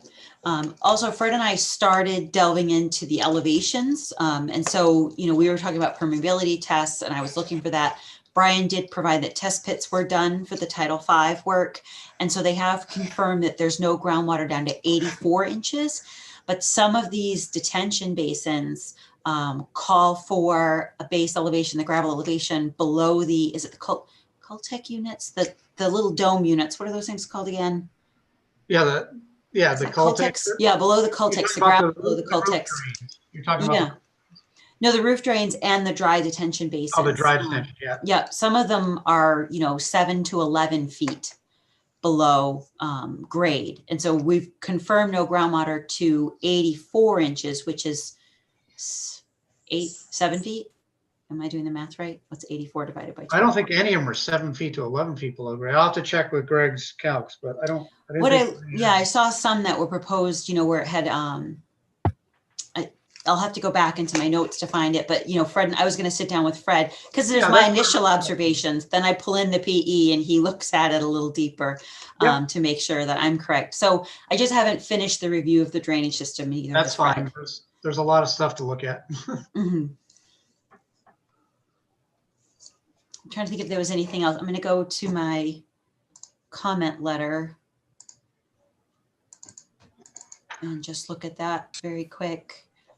Staff comment. The operation. I want to echo what Justin was saying, that it's really important that we have an agreement in writing in place that as part of the long-term operation and maintenance plan. We are facing that in other parts of town, and our stormwater obligations are just going to be increasing. Not just from, we're taking on, I think you might notice, Brian, earlier in the conversation, Fred mentioned we're taking on the stormwater bylaw in town, but also EPA is just going to get stricter and stricter. So we want to make sure that we have something we can enforce, because once the professionals are all gone and we're left with 5 homeowners and 5, there's going to be 5 roof infiltrators behind each house. Then there's going to be 5 underground basins that are going to need annual maintenance. And then the basin, and there's a new basin as well, an open air basin. So this is going to be a significant expense. So we really need an agreement appended right to the order that we can go out. And our obligation is going to be increasing to annual monitoring. And in town, I think, Kelly, you're familiar in Westboro, they do annual site inspections. We don't have the capacity to do that. It's just me. So, I'm really going to be relying on accurate reporting and people completing their maintenance. Right. Like I said, we're working on a draft now. And I think once we get a good draft, it'd be worth sending that to Fred and a copy to you and make sure we're all on the same page. Do you know, will the existing house be part of the homeowners association agreement? I don't know. That's a good question. I was wondering that myself earlier, but we'll get that answered. And have permeability tests been done yet? No. Okay. And then any phasing? Did you include any phasing on the new plans where, Yes. maximum of lots or anything like that? Not the maximum lots, because, if someone builds this and their houses are up, I think it's really going to dictate on once the road gets in and you guys sign off on a partial for the road, they would just get working on the lots. Like I said, the net is only 4.85 acres open total. But, development wise, I think if we say you can't build on those 3 lots or 4 lots that are up in the, outside the buffer zone, that's kind of well, we did phase, if you look on the plans, he phased the erosion control and construction for, so I think he's got it, erosion control, let's see. Is this is the latest ones I sent you, right? I know he phased them. I think it's listed down in the, I think it's on each of the erosion control plans goes to phase 1, phase 2, phase 3. Okay. So if you want to look at those and we can chat about it, but down in the bottom right-hand title block, if you can get down to there on the erosion control plans, we phased it as phase 1, 2, and 3,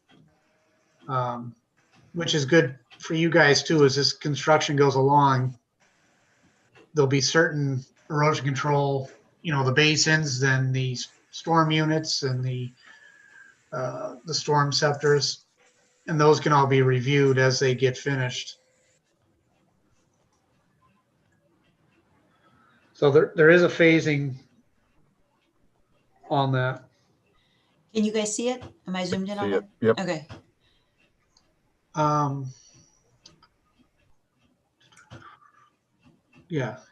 Yeah, phase 1, phase 2, phase 3. And then he's got, each plan has its own plan for each phase. So if you go to the next sheet, you'll see the phase 2, then you'll see phase 3. Okay. And I see one of my other comments was that the permanent basin can't be used as a temporary basin. Right. And then the SWIP said that they were going to use the 4 bays, but there's no 4 bay in this one. So I think they constructed, if I can see correctly, a new temporary basin here. Yep, and then he's done the overdig on the other units and things, so. Okay. And that's all accounted for in his revised stormwater report, which we sent you, and I know you and Fred still need to go.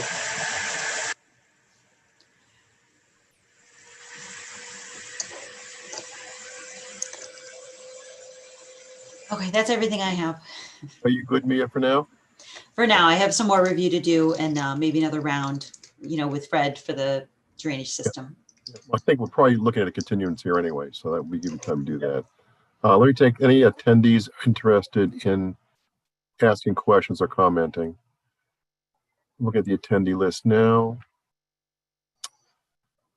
I don't see any hands up or questions. Oh, there's a hand up, pardon me, Marshall Gould. I'm going to promote you, Marshall, to a panelist.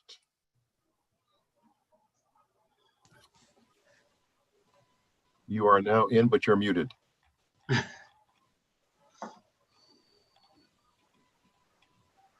No, you're unmuted. Yes, sir. Okay, there we go.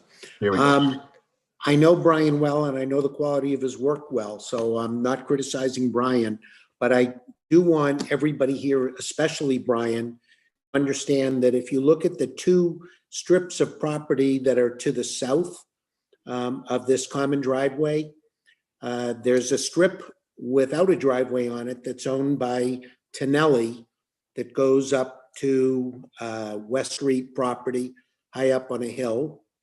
But more importantly, I've been asked by Mitch Cook and his wife, who live in the home where you see just south of the driveway there.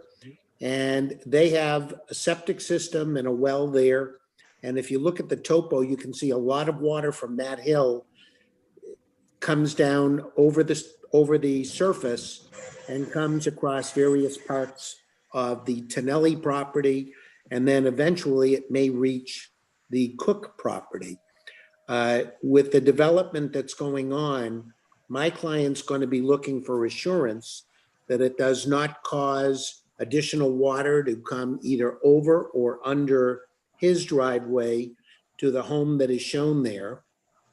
Because he had to, when this was originally built by the people he bought it from, that driveway had to be built up and the septic system had to be built up.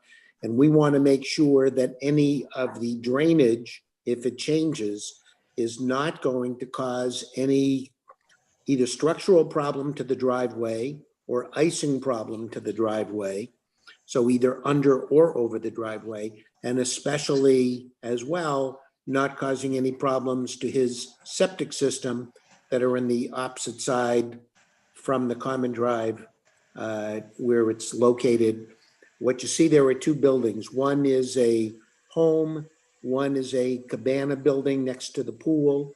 And then as you go down towards Cherry Street, the septic system is down there. So Brian, we're going to be looking for assurance from you that there is no adverse impact to the lot and those improvements on the lot. And you know me, I don't like to go to hearings and object to things. So we're asking that you pay real close attention and be willing to either sit with us or satisfy us at a future hearing that there will not be any danger to the improvements on that lot. Sure, no, that's understandable. Yeah, the grading on lot 4, there is a portion of it that would flow towards that house, but then, the natural hillside is to force it down back onto our lot. But we'll certainly take a look at that if we need to add an interceptor trench to make sure that nothing can get that way. We can certainly look at that. And with the grades that are between their house and the driveway, I don't think right now there would be much of an opportunity for that to impact their driveway or their septic that's on the other side. But I'll certainly take a look at that tomorrow and review it with the engineer. And if there's something else we can add, and we can certainly get a copy to you. And if we need to chat with you and the neighbor, that's not a problem. And the second point I'd like to make to you is the intervening 50-foot strip that is there that is owned by Tonelli. He owns quite a bit of land up on the hill, and currently he has access to his house off a common driveway on West Street that he actually shares with me and the town clerk and one other individual. Right. But he has additional land, and he has often talked about developing another lot or more up there. So we would also want to make sure that it does not adversely affect that 50-foot strip with any additional runoff that would create any problem there, Brian. Gotcha. Yeah, they'd be kind of going hand in hand. And the strip that's along Tonelli's there, we have an interceptor trench along the side of the common drive. So any runoff from that is going to go down that swale and be caught in that southerly infiltration system. But, potentially there could be a little runoff from the Lot 4 house and that grading towards Tonelli's. And so we'll take a look at that. And if, like I said, if we need to add an interceptor trench or something to divert anything additionally, then we can certainly take a look at that and discuss that with you and Tonelli and Cook. All right, thank you. Sure. All set, Marshall? I am. Thank you, Greg. Very good. Okay, I'm going to remove you from the presenters. All right. See if there'd be any other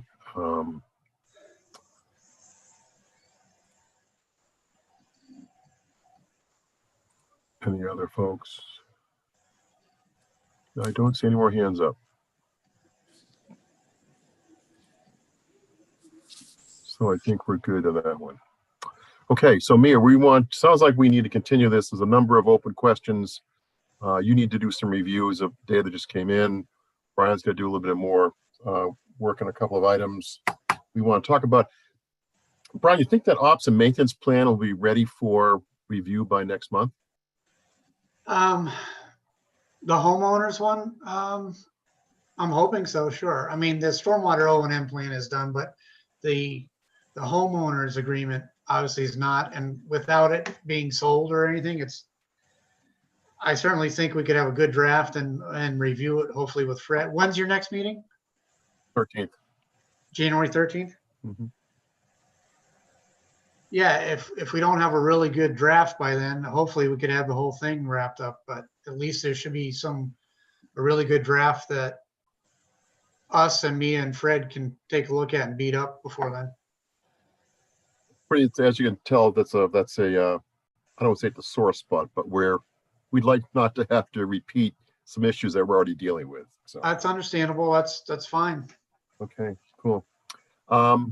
Anything else, Mia, from your side? Then I believe we're going to continue this. So we need a motion to continue. I move that we continue this hearing until January 13th. Second. Second by Todd. Roll call vote. Dan Clark. Yes. Justin Dufresne. Yes. Diane Gouldner. Yes. Todd Helwig. Yes. Kelly Marston. Yes. And I will vote yes. Very good, Brian. Thank you very much, guys. Have a great, safe holidays. You Thank you, too. and same to you and yours, and Next stay year. well. Take care, guys. Very good, thank you. All right.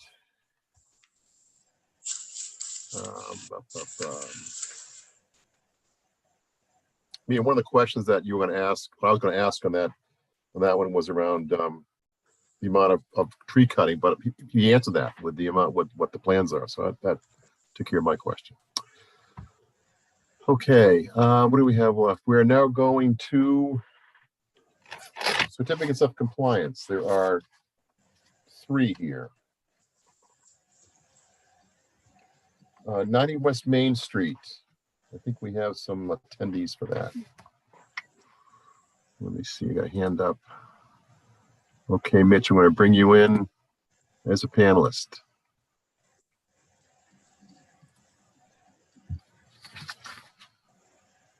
Hello. Hello, Mitch. We got you. We can see you and hear you. Very good. All right, excellent. So, yep, tonight I'm here on behalf of Lori Morse to discuss a partial certificate of compliance at 90 West Main Street for the work that's been going on regarding an old order of conditions from 1995 that we're trying to clear up. So back a month ago in November, you guys issued a enforcement order for us to complete some pipe work. So we completed the pipe work. I can detail that in a second, but also we came back a few weeks later to amend the enforcement order to be able to do work on the wetland replication area. And you guys approved that, so we did that as well. So first thing was the pipe work we completed. What you guys required of us to do was to lay 12 inches of loam and seed on top of the pipe. So we did that with proper silt fence and erosion controls in place. And that aspect of the project was cleared up. The only portion of that needs to be completed still is for the grass to grow. That'll be in the spring. So on to the next one, we did the wetland replication work a few days later after we had the enforcement order amended. And that work was completed within 2 days. We set up the silt fence, had all the erosion controls in good place. And we took out 4 inches of topsoil, which was mainly just grass. Took that out, put in 4 inches of composted loam and seeded the area with a wetland seed mix and placed some plantings in there that matched our replication plan. We put in 3 silky dogwoods, 3 winterberries, and a red maple tree. And once that was all complete, I threw down some leaves just to mulch the area and keep the seeds down and prevent them from spreading in the rain. So now that both of those are complete, the only remaining portion of our enforcement order is the monitoring that needs to occur over the next 2 years for the wetland replication area. If we meet a 75% coverage of wetland indicator species after those 2 years, we'll be able to get our certificate of compliance. So tonight we're asking for a partial certificate of compliance just for the work that's been completed so far. And also for the pipe work, the only remaining aspect of that work is monitoring the area for the growth of the grass. So at this point, I'll open it up to you guys for questions if you have any, but just to be clear, our partial certificate of compliance is asking for, we've completed everything except for the monitoring. Any pictures, Mia?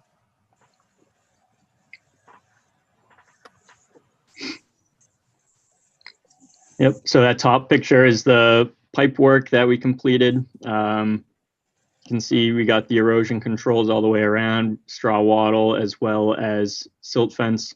We threw on some hay on top of that, which we won't do next time, but it's there, and that's keeping the soil stabilized for the winter time until the grass grows up through those the hay there. And then if you want to scroll down, so that's the wetland replication area. We scraped and dug the top 4 inches of topsoil away to expose that glade soil there. There's our completed wetland replication area behind those silt fence there. There's a closer up view. I was able to transplant some sedges and some rush into there as well, just to get a head start on coverage. And that picture is before I threw all the leaves in there. It's well covered. I can put up a picture of that too if you want. All right. Any questions from the commission?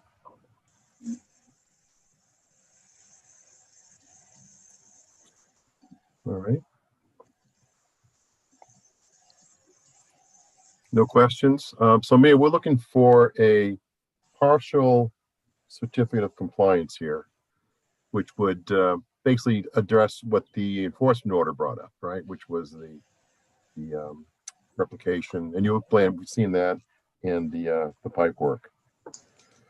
Yep, and the only thing left would be the monitoring, just grass growing and monitoring. And there's a plan for monitoring after each growing season with 50% success after the first growing Yep. season and 75 after the second. And this is an old order of condition, right? 1995. Yeah, okay. Okay. All right. If everybody is in agreement, we need a motion. I want to see if there's any public comment before we close. I took a look and I did not see any public comment.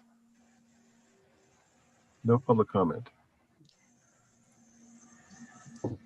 Okay. So we can take a vote on this one.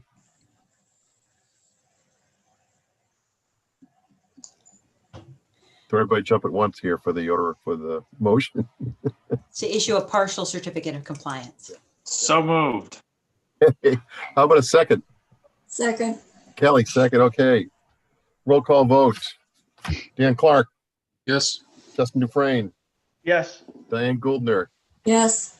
Todd Helwig, Yes. Kelly Marston, Yes. and I will vote yes. All right, great. Thank you very much. Thank you. Thanks so much, Catch you later. Mitch. Appreciate it. Yeah, no problem. Good holiday. Yeah, you too. Bye-bye. Okay, 56 Hudson Street, which is actually the certificate of compliance for the previous notice of intent for Maytech, Mhm. which we already dealt with tonight for the new piece. And we reviewed that at the site visit. There's very little deviation, just that they've done a lot of invasive removal. It was starting to creep back, but their landscape also addressed it in the spring. And that instead of sheet flow off the roof into a crushed stone path, they put in roof leaders and put larger stone, like a 4 to 6 inch riprap, to receive the roof leaders. And it was fine. It was stable and growing. So I do recommend issuing the certificate of compliance for the old order. Questions, comments? If none, we need a motion on this one. Move to issue certificate of compliance for 56 Hudson Street. Second, Seconded by Diane. Roll call vote. Dan Clark, Yes. Justin Dufresne, Yes. Diane Gouldner, yes. Todd Helwig, Yes. Kelly Marston. Yeah. And I will vote yes.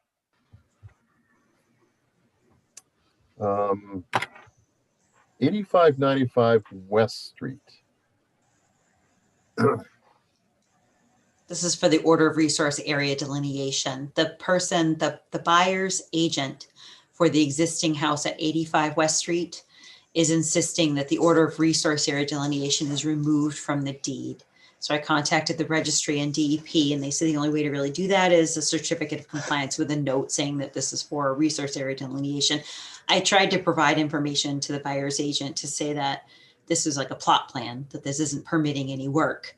DEP did comment that just recently they stopped requiring orders of resource area delineation to be recorded on deeds. And that's something that, maybe in January, February, when things slow down, we can look at some. I have a short list of regulation changes I'd like you to consider, and that's one of them is recording orders of resource area delineation. So it's issuing a certificate of compliance to discharge the ORAD from the deed.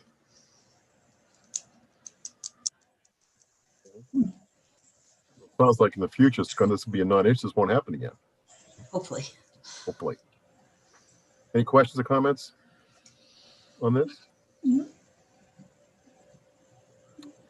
Mr. Helwig, none from you? This seems, you ever heard this before? You're muted. There you go. Yeah, I don't understand the request. I don't know how to do it. I'm not sure what they're asking for. I don't understand why anybody would care. How about that? Yeah, they were Other insistent. than that, yes, it does seem like a strange request, but given the fact that this may just go away down the road as a requirement. Sure. Works for I'm me. not, I don't really, I guess I don't care. Can I call you back? With the filing of the new Oh, NOI, they okay. locked in their delineation. So the ORAD is useless. I mean, unless this you know, we So don't what are issue you gonna, this. what are you gonna give them? What's the piece of paper you're gonna give them? WPA Form 8B Certificate of Compliance, just with a text box saying this is for an order of resource area delineation. I'll move to do that. Okay. Second. Seconded by Justin. Roll call vote. Dan Clark, Yes. Justin Dufresne, Yes. Diane Goldner, Yes, Todd Helwig, Yes. Kelly Marston, Yes. and I will vote yes. Okay. Done. Okay. You ready to move along? You're still catching up with things. I'm ready. Okay. Trail initiatives. There's 3 listed here. And Allison Lane has joined us. Hello, Allison. You're muted. All right. There What's we up? go. How you guys doing? Good, good. We're fine. How are you? Good. Thank you for having me. No worries. All right. So trail initiatives, the Senior Center, Edmund Hill, Switchbacks, and Edmund Hill Interpretive Trail Update. Where do you want to start here? Allie's here for the accessible trail. Okay, let's start with that then. Okay. Sounds good. So I just wanted to come to you guys. I know Mia had brought it up at the last meeting briefly and just kind of talked about the possibility of doing an ADA accessible trail over at the senior center. Well, that possibility has been discussed between Liz, the senior center director, Scott, the DPW director, myself, and Mia for multiple hours. And it's actually now becoming an actual possibility. We are really excited to be moving forward, and we're coming to you tonight to get your permission to be able to put this ADA trail on conservation land. It will also be on some of the Parks and Rec land that's closer to Barefoot Road. And we're going to be having a meeting tomorrow night to get their letter of recommendation as well. But I wanted to come to you guys tonight and see if this is something you wanted to move forward with, and if you'd be willing to do a recommendation letter for it. We're going to be applying for a shared streets grant, and it will pay for pretty much the entire thing. So it won't be coming from taxpayers' money. The problem with this grant is that it's sort of a rush job. Wouldn't you say that, Mia? Yeah. Our deadlines come up real quick. It came to us, it kind of all worked together because I know Forrest was talking to Mia about this possibility. At the same time, without knowing it, Liz was looking at the shared streets program and hoping to be able to get some type of program. And then when we all came together, we went, wait a minute, we all want the same thing. So what we've been doing is we've been doing a lot of press in the background to sort of get some ideas of what the public would think of this program. We actually went to the senior center, Scott, Mia, Liz, and I last Wednesday, where they were giving out meals to about, what would you say, Mia, 50 residents in town. Yeah. And we gave out flyers and we talked to each one of them about this, and we got extremely good feedback. We've had positive feedback online on our social media sites. To be honest with you, I haven't heard anything negative about it. People are really excited to have an ADA accessible trail. It would be paved all the way around. We're looking to do a smaller loop and a bigger loop so that if you were only partially mobile or if you didn't want to do the whole loop, you wouldn't have to. And we're hoping to utilize all of the land that's back there because it's absolutely beautiful. And me and I have walked it, and I know you guys have during the disc golf situation. We've all walked it and we know how pretty it is back there. And we would love to be able to utilize this land for something as good as this project. Well, Allison, are you going to pave all of this land here, all of these trails that I'm looking at? Mia, that's correct, isn't it? We're looking to do that. So you can see the existing summit, the existing Goldfinch, those won't be paved. It's kind of this lighter color figure 8 in the front, and then this little arm down here. It will be variable width pavement. The ADA requires, I think it's 3 to 5 foot wide. With every 500 feet, there has to be an 8 foot wide kind of turnaround area. but we're not going to be taking out a lot of brush, trees, things like that. We're going to be using what's already there. If that makes Allison, sense. a voice back in my head says, where have I heard that before? I know. As I was saying it, I was thinking the same thing, Greg. Anyway. So actually down here at the bottom, that area has been cleared by disc golf. And so that's why we actually won't need to do any tree removal because all the trees have already been cleared.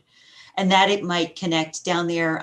We get some points as part of the grant application for connecting to existing recreation. And so some of the existing recreation is the woodland trails further up, but also down here, this used to be an area that the Fish and Game used.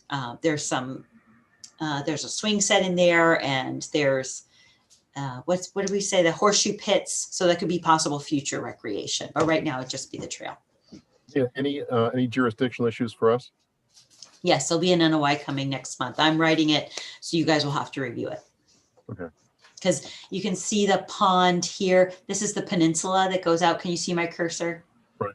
This is the peninsula in the middle of the pond. And then this part goes right between, there's a stream right along the railroad tracks here and the pond on the other side.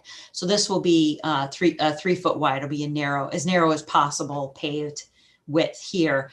But because we're having equipment out there, it'll be a full NOI. And that's how we're going to notify abutters. So you get to hear us again next month.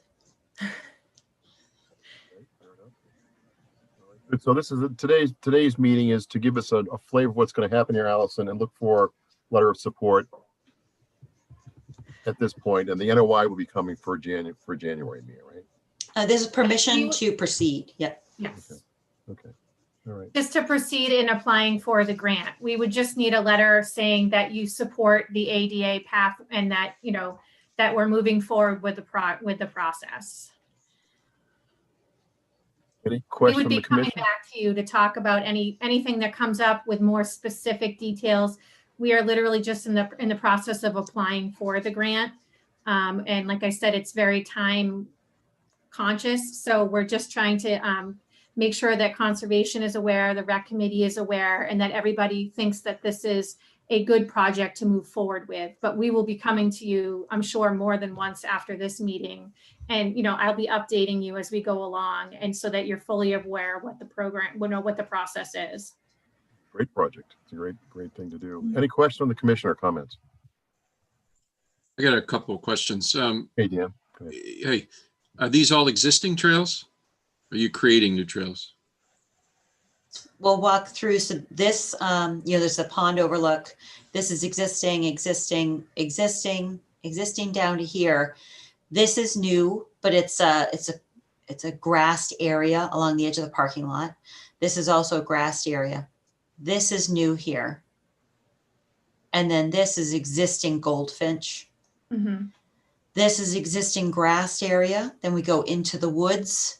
But from here to here is old disc golf carnage. It's completely cleared out at this point. So it has to be pavement? You can't make like stone dust or something? It's got to be paved, huh? Yes. For maintenance. Yeah. One other quick question. I know grades are a big deal with ADA. Are there any areas that are too steep that would have to be modified to get the grade where you need it? So this plan was made by a landscape architect from Weston and Sampson, and he did walk the site. If you have a grade, I don't know all the requirements, but I know if you do go a little too steep, you have to have a rest area. So he incorporated all the required rest areas, turnarounds, turnoffs, and that's why he chose, see this new area here? This here and this here, these are the old shooting ranges. So they're flat and clear, but to get to it was too much of a grade. So that's why he brought the trail this way, was to match the existing elevation and maintain those ADA slopes.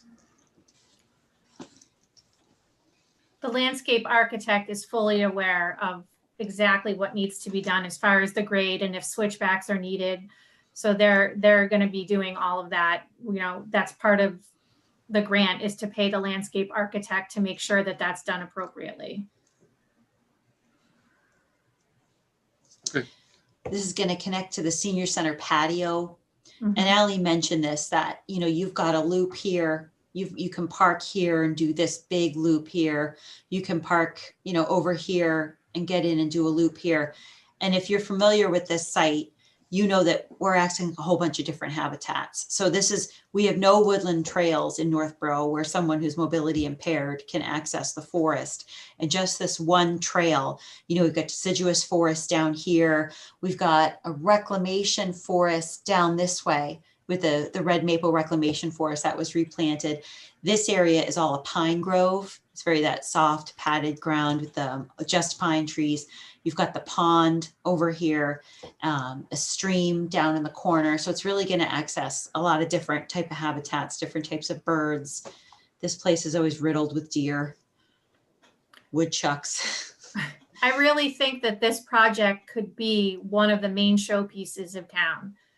You know, and I'm in charge of the parks and all the areas that I think are great showpieces in town. We're working on a brand new ADA accessible Assabet Park right now, and that's going to be being built in the spring. But I think this one, you guys, I honestly, and I know that with you in conservation, you're very aware of this, but I think a lot of people are going to utilize this and it's going to be really popular. More questions? I wish this was around when I had kids in strollers. I know, exactly. I was in loops around the golf on the soccer fields. This would have Right, and if you think of that, that's our only walking track in town, and it's a circle around, you know, the same thing over and over again. So just like you were saying, I really think that this is going to be utilized. I think it's going to be a beautiful, beautiful addition to town at no cost to the taxpayers if we can get this grant. Justin, do you remember if this was, or anything like this was mentioned in the master plan? Yeah, I mean, I think walkability, trails, you know, all Yep. that is, and I think, you know, I mean, from my standpoint, I mean, I think anywhere that you can create an area that, you know, folks that have a hard time walking, which we have a number of those people in town, or, you know, children in strollers, children in wheelchairs, you know, anybody can come and enjoy this area. I think this is a great project. Commend you guys certainly for digging into that grant and looking into this and going after it. I think it's awesome. And this may bring more people, you know, over to Edmund Hill trails in general too. You know, once they know that this is here, you know, then they'll start walking the other trails and stuff too in town. So I think it's great. I mean, I've seen that shared street grants out there from DOT for a while now. I kind of was hoping that the town would use it for some other sidewalks in town too, where we could certainly use them. But I think walkability, sidewalks, things like that were brought up, you know, numerous times within the master plan conversations. And I think this is the perfect location, certainly for a trail like this. And, you know, just I think a great use for sure. So cool project. Thank you. More questions or comments by the commission? No. Okay. All right. So, Mia, there doesn't seem to much there's no opposition here from what I can see. We So I would like guess a vote to You would like a vote? move forward with applying for the grant and then possible construction of the trail. You know, because we need your permission because you're the landowner and we need to have written permission. We're really saying that we're good now with the use of the land that the Conservation Commission manages and not the notice of intent for jurisdictional impact. No, that's coming next month. Okay. All right. So we need a motion and a second and a vote.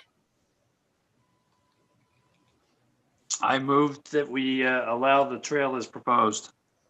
Second, By Kelly.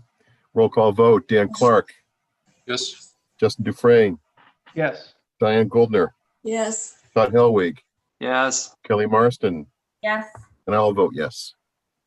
I'll draft a letter of support, which will reference this vote, and Greg will sign it. That'll be part of our application. Great. guys. I really appreciate it. And I look forward to coming forward and letting you guys know how we're doing with the grant. Thanks, Allison. Mia, do you need me for anything else? No, you can go to bed now. Thanks, guys. We'll see you Thanks. Happy soon. holidays. Stay well. You Nice too. holidays. Okay, Edmund Hill, 2 items here, Mia, Summit Trail switchbacks and interpretive trail update. Yep. So there's 2. Edmund Hill's hot, right? So the last month we had brought up permission to flag in a switchback trail from the summit down to the senior center. If you remember, just briefly, from the summit down to the Rice Ave entrance, we had to put in a switchback trail to avoid some private property, and it was extremely well received. Everyone loved it. It also brought about a resolution to some maintenance issues. When you have a trail that goes straight up in elevation, it erodes, you get the roots, you get the runoff. So the same thing is happening from the summit down to the senior center. So Bryant Belfer, he's Trails Committee member, he did flag in the switchback trail. That goes hand in hand with item number 3, which is the Edmund Hill Interpretive Trail. There, if you didn't know, there is an interpretive trail in Edmund Hill. We have a booklet because there's a lot of features out there that you can access. And it's just kind of a printed booklet. You can access the PDF online or print it and take it with you when you're hiking the trails. So the Trails Committee, they want permission to rake in the summit trail and permission to update the interpretive trail. The interpretive trail update, they're looking at posting some very small, like 4x4 signs with a QR code.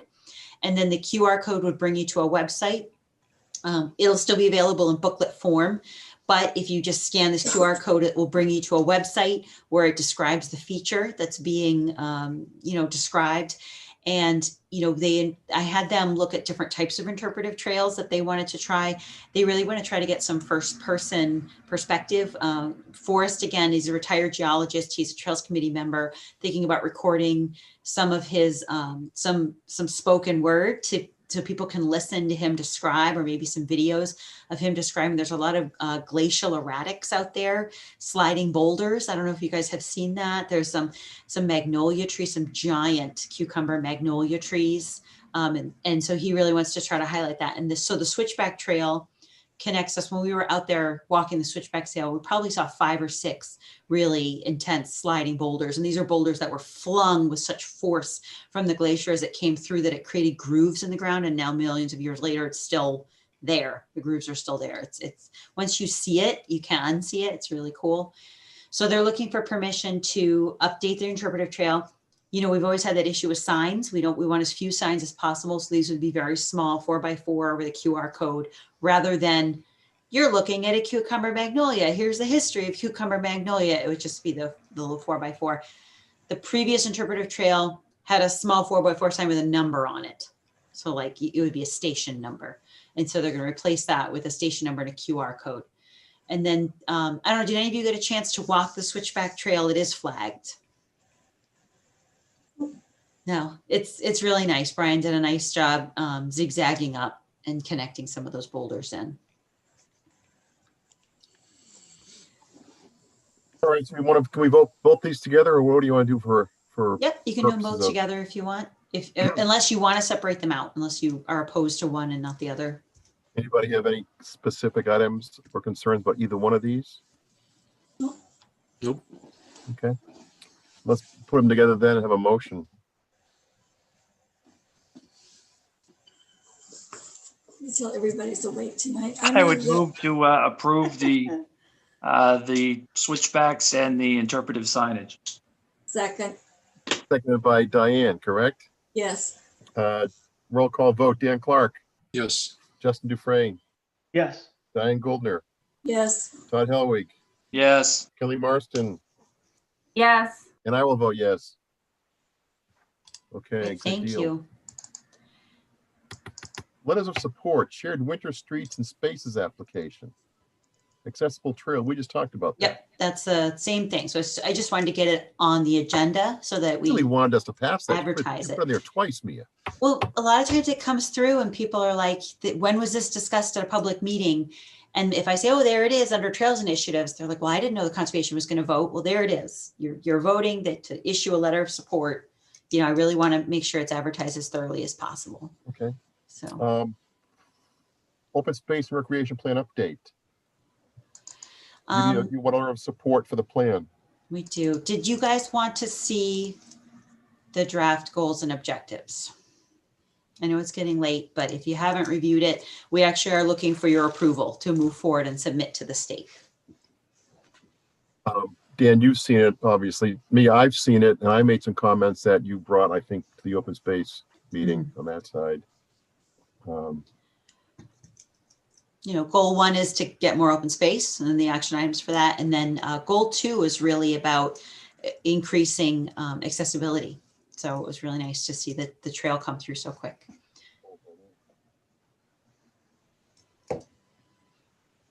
Does anyone want to see any of the goals or objectives? Mhm. They've been online for about a month. We've all seen them and digested them already then. Okay. So we need a vote for a letter of support for the draft plan. So moved. Second. Seconded by Justin. Roll call vote. Dan Clark, Yes. Justin Dufresne, Yes. Diane Goldner, Yes, Todd Helwig, Yes. Kelly Marston, Yes. and I will vote yes. I believe that is it. We haven't gotten any correspondence and we already did the minutes. January 13th is the next meeting. We may have the stormwater discussion there. Anybody on this call not going to, no, you're not going to be at that meeting. Do we know we're going to have it on? 13th. That's a Wednesday. Yes, the Board of Selectmen are meeting on that Monday, so we had to move to a Wednesday. I Still- should be there. I might just have, sometimes on Wednesdays, I need to bail a little before 8 to do a pickup, but we'll see. But I should be there. And you okay with that? Were you going to say that might be a problem or not? I was just gonna say it's 6 o'clock again. Yeah, that's fine with me. That work okay? Okay. Yep. All right. I guess that's it. We need a motion to adjourn. So moved. Second. Seconded by Justin. Last roll call vote of 2020. Dan Clark, Yes. Justin Dufresne, Yes. Diane Goldner, yes. Todd Helwig, Yes. Kelly Marston, Yes. and I vote yes. Super. Thank you. Good stuff. Happy holidays.